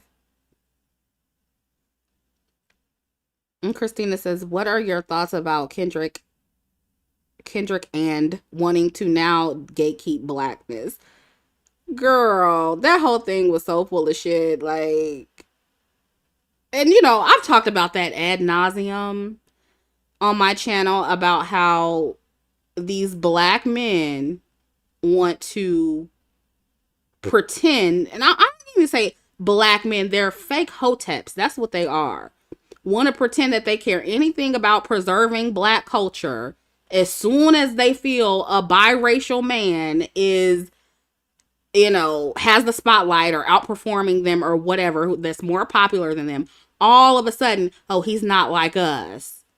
And it's all about the culture and, preserving blackness. Kendrick don't give a shit about that. Not with his biracial wife. So if y'all took that beef seriously, and the fact that so many black women were trying to like take sides, like, come on, y'all. Why were y'all trying to take sides? Black women should have stayed silent on that whole thing. That wasn't none of y'all business.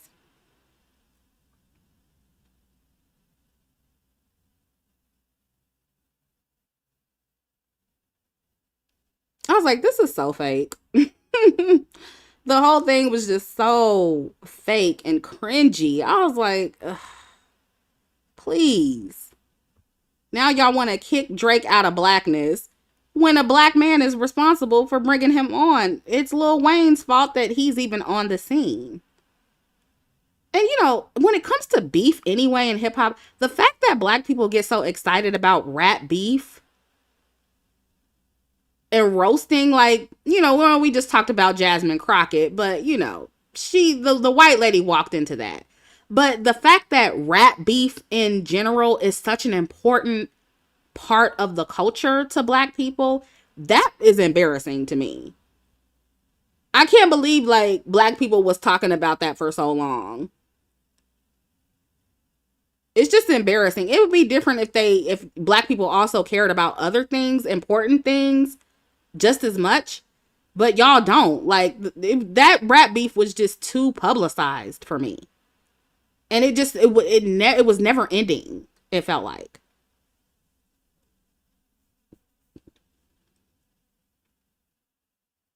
Yeah. Oh, you want to preserve the culture when a mixed race Canadian man is dominating hip hop. Like, no, this is really about preserving the image of black manhood.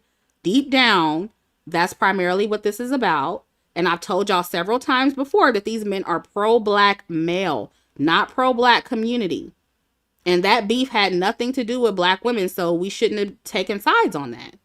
And to be honest with you, looking at how that whole thing played out, this is why I'm becoming less and less invested in these discussions, because they're not honest. And then I saw where people were saying that Kendrick, he fought to keep R. Kelly's music on Spotify, but he's with Drake, he claims to care so much about him being inappropriate with underage girls. Like, it's just fake. It's all of it. All of that was, that whole thing was fake. And when have you ever seen Kendrick speak up for anything pertaining to black women, but now he cares so much about Serena Williams and her legacy? Please. Kendrick is doing he was doing what most of these black male entertainers do, and that is pandering to black women. That's what he was doing. And mind you, when Remy Ma was beefing with Nicki, she was all kind of jealous, bitter, and ugly. Why don't we hear that same criticism about Kendrick and Rick Ross with his fat ass? Why don't we hear that about him?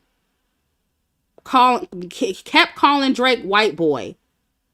Nobody called his ugly fat ass jealous. Did anybody say that to Rick Ross? No, they did not. So dark-skinned women could never get away with speaking about light-skinned mixed women the way Kendrick and Rick Ross and the whole industry has done with Drake. We could have never gotten away with that. Not saying that we should do that, but we could have never gotten away with that. And this is why any dark-skinned woman trying to take sides on this, you are foolish. You made yourself look dumb. Caleb says black people just like drama. They don't care about the quote unquote traditional hip hop. Just say you like mess. Exactly. And talking about he's real hip hop. He's real hip hop. Whatever.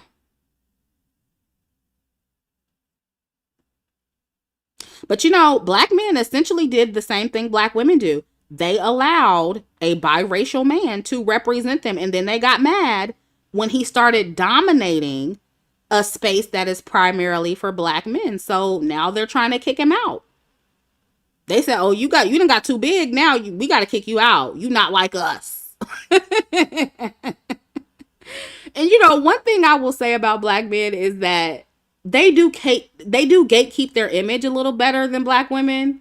Like even when they allow a biracial man in their spaces, they still make the distinction and they make sure that unambiguous black men are at the forefront of those spaces.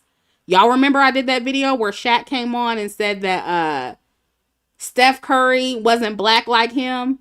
He was like, yeah, but I'm a black man. And they were like, hold on, but Steph Curry's black. He's just light skinned. And Shaq was like, nah, he's light skinned and I'm black. So, and they can't do anything about sports. They can't do anything about the light skinned men and mixed men dominating sports. They can't do shit about that. But when it comes to hip hop, that's something they can better control. But even when they allow a biracial man in their spaces, they still make the distinction and they make sure that black men are in the front. And another thing black men will do, they will proudly put a biracial woman or a white woman on a pedestal, produce mixed children, and still gatekeep their spaces that are for black men. So that's why I don't take y'all seriously when y'all be asking black women, oh, well, how are you going to protect black female spaces and you're producing mixed children? Black men are doing it. Why can't we? Because mixed women are still going to have their spaces. And I remember when people were asking me, well, how can you be pro-swirl and produce mixed daughters and still have an issue with colorism? And I said, simple. Black women should raise their mixed daughters to identify with being mixed and not black. Raise them in a multicultural environment and don't allow them to represent black women and girls in black female spaces. And this obviously, applies to the mixed race girls who are ambiguous, which most of them are. But when I said that, everybody clutched their pearls. And they said I was teaching dark-skinned women to hate their mixed race daughters. Oh, you're going to hate your daughters? No. My suggestion is actually very loving, and it's better for everybody, including the mixed race children, because they will grow up embracing all of who they are and not think they have to appease just one side of themselves. And see, that's what black people do to mixed people. And that's why a lot of them are walking around here so confused, because you're not allowing them to identify with the other part of who they are. So if I had a mixed race children, I would allow them to identify with everything. And I would honestly get them the books for mixed race people. I would, if they needed it, I would direct them to any spaces that support mixed people. That, they have the groups for biracial people. That is what your kids need. They need to be around other people who look like them. And, the mixed people who I know, the mixed people who are in my family, my niece, my nephew, they don't have identity issues because they grew up in multicultural environments. They grew up seeing black people, white people, mixed people, So they're better socialized. They don't have issues with that. And so it's like my suggestion is actually better than what y'all are suggesting that we do. And what black men do to their mixed race kids. Look what they do to them and look how they act. Not only are they confused, but, a lot of them are colorist as hell. The mixed race people with black fathers. So, I don't know. I feel like a lot of the mixed race children who either have black mothers or who are socialized around people who look like them turn out a little bit better from what I've seen. And I remember there was a movement. It was called the Biracial Awareness Movement, and they agreed with me when I was doing those videos. Mixed people themselves have stated that they tend to be less confused and conflicted in their identity when they grow up around other mixed people or a variety of races as opposed to just one race. So what I suggested wasn't far-fetched at all. But black people had a meltdown about it because I was talking about mixed race women and girls. But here black men are doing the same exact thing I suggested to mixed men and boys. And the so-called community has no issues with it. And what I'm saying is they're excluding them from their spaces. Nobody has an issue with that. But when it comes to black women, they all of a sudden care about the well-being of the mixed children that we're going to produce. But when black men have them, there's no concern for them at all. And see, this is why I don't take the community seriously. They don't care if they produce mixed sons and keep the spaces for black men that are for black men. They allow y'all and y'all and black women, you allow them to do that too. But when black women have our own exclusive spaces, oh my God, all hell breaks loose. We're called bitter, hateful, insecure, divisive. So, you know, black men, they don't care about being hypocrites, y'all. They don't care about double standards. They never have and they never will. And look, I'm not saying that black women should be exactly like them. I don't think we should put any race or color of men on a pedestal or ostracize our mixed race children. But we do need to stop trying to be fair and be, you know, ashamed of having our own exclusive spaces because nobody else is operating that way. Black men are not operating that way. White women, they will date black men and hate black women. White women will date black men, produce mixed race children, and still put the white phenotype on a pedestal. They will still have their exclusive spaces for white people, or primarily for white people. Light-skinned women and mixed women, they will date black men, have kids by them, produce dark-skinned daughters, and still be colorist towards dark-skinned women. I've done several videos about it. But black women and dark-skinned women are still trying to be fair with these people. It's getting us nowhere, y'all. It's getting us nowhere. And when I say this, I'm just the most hateful person in the world. No. I'm returning the energy.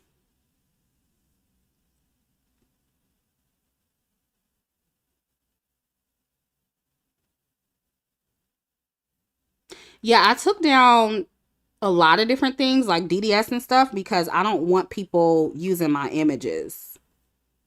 I don't want these unhinged people using my images to try to, you know, harass dark-skinned women. So, but it's all temporary. I'll put everything back up when the time is right. But I don't want to be the source of, you know, these dark-skinned women that I'm promoting. I don't want the colorist to be grabbing from my platform and harassing those women. I don't want to be the cause of that. You know what I'm saying? Miss Felix Cata says that's why you switched to AI art, right? Yep. Yep. Everything I do has strategy behind it.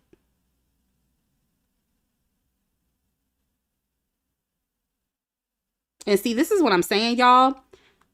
Because of my platform, there has just been, first of all, a rise in corrective promotion, black women expanding their options, black women speaking out about colorism. Now it's no longer cool to talk colorist towards dark-skinned women. That's not cool anymore.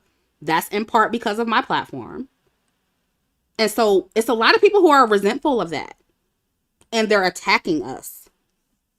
And they're particularly attacking me more than ever.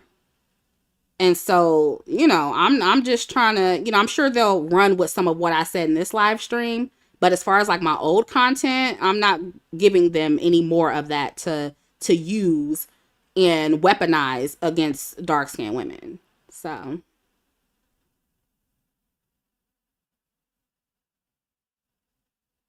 Yeah, but I mean, I'm telling you, I mean, have y'all noticed? It's just now that black women are leveling up, it is just driving people crazy.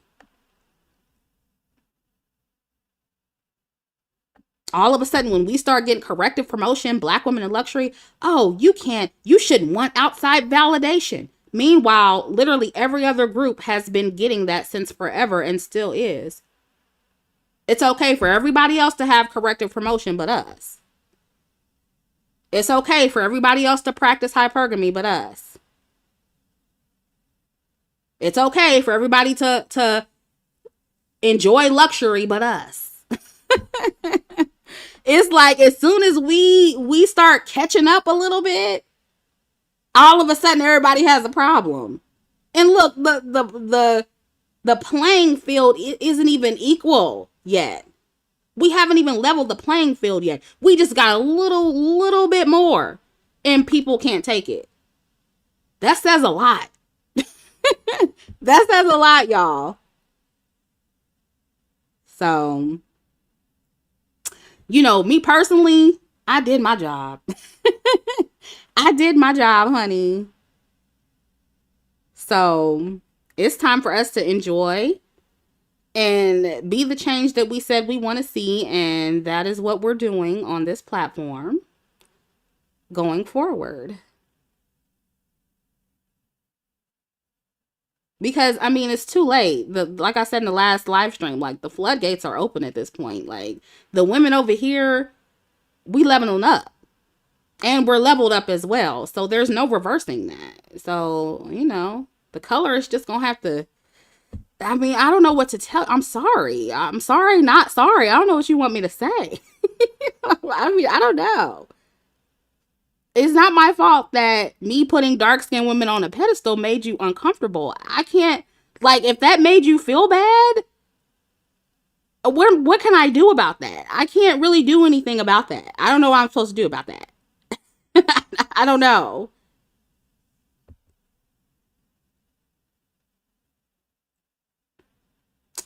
Bree says, does this mean you'll never do call-ins interviews for live anymore on YouTube? Not right now. It's not to say that I'll never do that again. Just not at this moment in time. So I just don't want people like using those interviews. It's one thing if you take my stuff and use it nefariously, but I don't want to make another black woman or dark skinned woman vulnerable like that. So that's why all my interviews and stuff are behind a paywall, because I don't want anybody using that content. Like I don't feel comfortable potentially putting other dark skinned women in harm's way. And I know that it may sound paranoid to some people, but like people are really obsessed with me. They're obsessed with me and my platform. It's very unhealthy and it's very weird and spooky and creepy. So, I gotta move a little different, honey. Look, just know, y'all, this is how powerful we are. This is how scared people are of your empowerment. Like when I tell you it's a visceral fear, that is what I mean. People are afraid. And I'm gonna talk more about that a little bit later, but ooh girl, people are scared. I don't even think they know that they're that afraid of us, rising up. And something else I was looking at online, like some of those little young black girls, dark skinned girls that I promoted on DDS, they're big now. They're like teenagers and, they're coming of age. And when I tell you they are so confident, I mean, it is insane. And so, like, I look forward to the day where a platform like mine is no longer necessary. But I'm trying to tell you, like, some of the girls that I promoted when I was young, like the Karis, what is her name? Karis. She made those shirts. What was it called? Dark skin is popping. I forget the name of the phrase. Y'all can tell me in the comments. But um, yeah, they're doing big things. They're beautiful girls. And they're just super confident because they got that validation. And I'm telling you, some of these girls have reached out to me. I know Karis, her aunt, she reached out to me years ago and she was like, thank you so much for your platform. Because, you know, she was controlling all of Karis's, her social media and stuff. And she's like, thank you so much for showing those images. She was like, we wouldn't be here without platforms like yours. So, you know, when I get feedback like that, then I know that this platform, it worked. It did what it was supposed to do. We create, yeah, flexing in my complexion. That's what it was.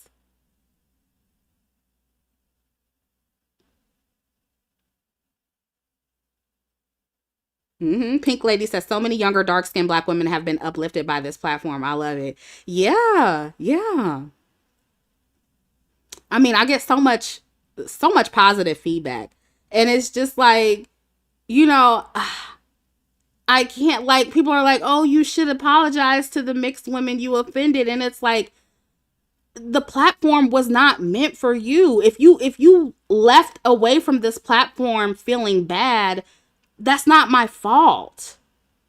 I don't look at mixed race platforms and feel bad that I'm not included over there. That's just it. It wasn't my space. It's not my space. So why am I going to get mad at you for uplifting women who look like you or people who look like you or having a space for biracial people? They need their own space. If I had a biracial child, I would want them to, you know, identify with all of who they are. I wouldn't want them to just be in one space with just, you know, either black or white or whatever race of, you know, the other side of their race is. So, you know, I can't apologize for lifting dark skinned women up and making the colorists feel bad. If you felt bad for my platform, that's not my problem. It's for who it was for. It worked who it worked for, you know? It did its job, if I say so myself. When I see those girls on TikTok and they're like, oh yeah, we love Chrissie and whatever girl I highlighted, I don't forgot her name by now, in that video that I did about, I think it's called the results of colorism commentary.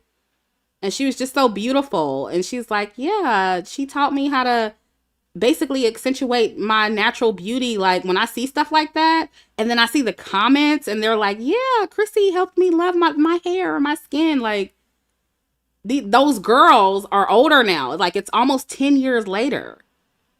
So it's like just to see, and like they say, you know them by their fruits. And those are my fruits. I don't see all these, you know, dark skinned women making videos being insecure about my content. I see the exact opposite. So I'm trying to find all these girls who left my content or left my channel, unambiguous black women, making videos saying how my channel made them feel worse about being dark skinned. I don't see that. I see the colorists saying that. I don't see the unambiguous dark skinned women saying that though. So it's like, y'all need more people. Y'all need more people because I got thousands over here saying that I helped them. So, yeah.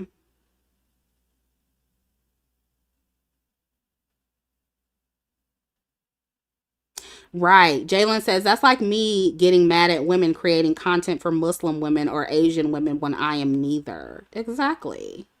What I got to be mad at that for? If they need their space, they need their space.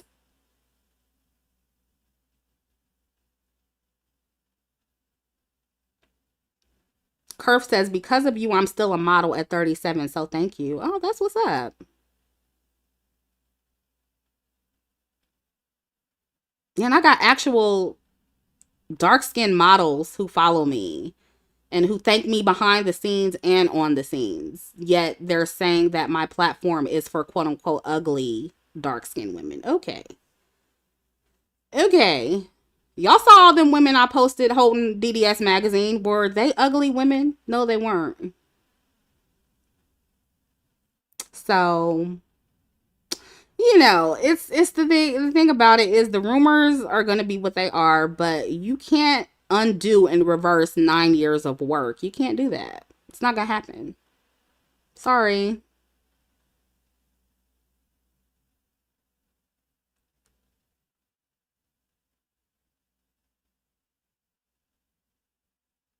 Chanel says certain buzzwords don't even mean anything anymore. Bitter, insecure, least desirable, a bunch of projection. Exactly. Exactly.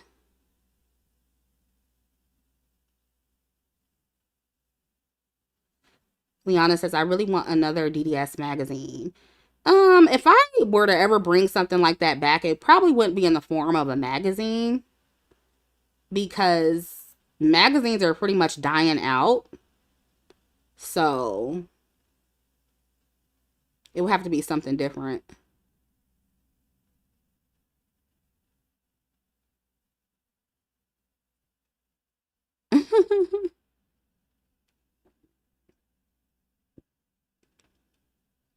Jalen says, Chrissy, I follow those pretty black girls from TikTok who say they like your videos. Your fans are not. We all look like models. I don't think, obviously, I mean, most people are average. I'm not saying that all of my subscribers look like models. But we have a bunch of beautiful women who follow this platform and who have benefited from this platform. So, yeah. Miss Felix Cata says, Chrissy, will you ever put old videos up again for private members? I miss your old videos, even if you disagree now with what you said. First of all, I don't disagree with anything that I've said in the past, except for when I was pro-black. But, yeah, I will eventually put the videos up when the time is right. I'll put them back up for everybody, not just for private members. I'll put them back up when the time is right. N Squared says it could be a TikTok featuring black women that reach a large audience. I hate TikTok. Are we even gonna have TikTok in the coming months? Cause baby, the government trying to get rid of TikTok. So I don't know. We'll see though. We'll see. I will say that I do want to post more corrective promotion stuff. I do want to start doing that again. Which I have some certain stuff, but it's like not all of it is like good corrective promotion, and so I don't post it. But if y'all see anything, definitely send it to me.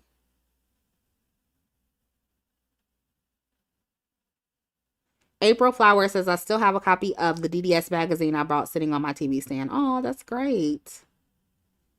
Bree says, what happened to you doing home decor content? I really like that.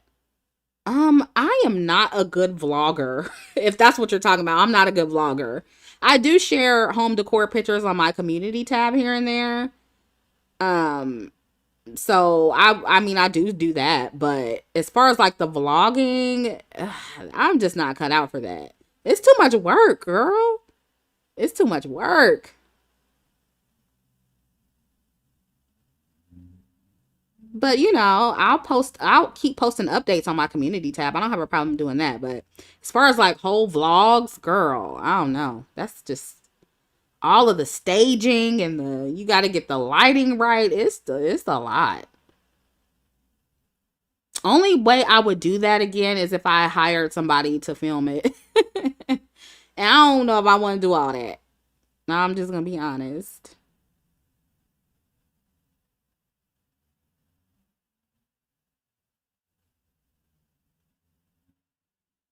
So anyway, y'all, let me get off here. I said 15 minutes. It's been a what? 45 minutes. And I gotta what time is it? Yes, 12:15. I gotta make a few phone calls and I have to pee. So this was fun. I want to start doing more of this on my channel, just doing music and product reviews, talking about fashion and stuff, open topics as well, every now and then.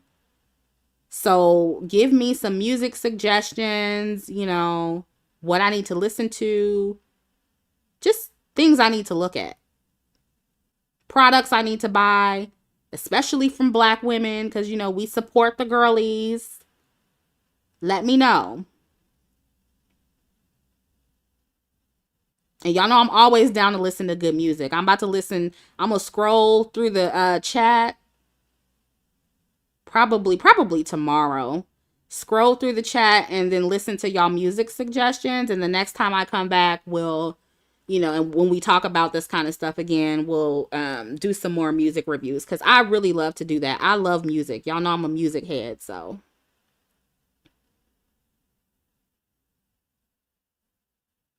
So anyway, let me know. Also, like, share, and subscribe. Make sure you join Neptunians, members, and patrons if you want exclusive content.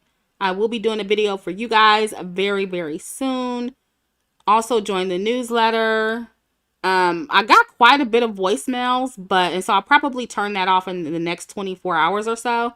But if you are a high earning or hypergamous Black woman, I am looking for your feedback. And the question is, why aren't high earning or hypergamous Black women giving level up advice or dating advice? So if you want to leave your feedback, join the mailing list. You can leave me a voicemail, or you can leave a text or a comment. Other than that, I'll catch up with you in the next one. Love you. Bye. To see my exclusive content, become a member of this channel, join my Patreon, or visit ChrissieOnline.com. And be sure to join the mailing list for updates on future videos. The links are in the description box. Please like, share, and subscribe, and thanks for watching.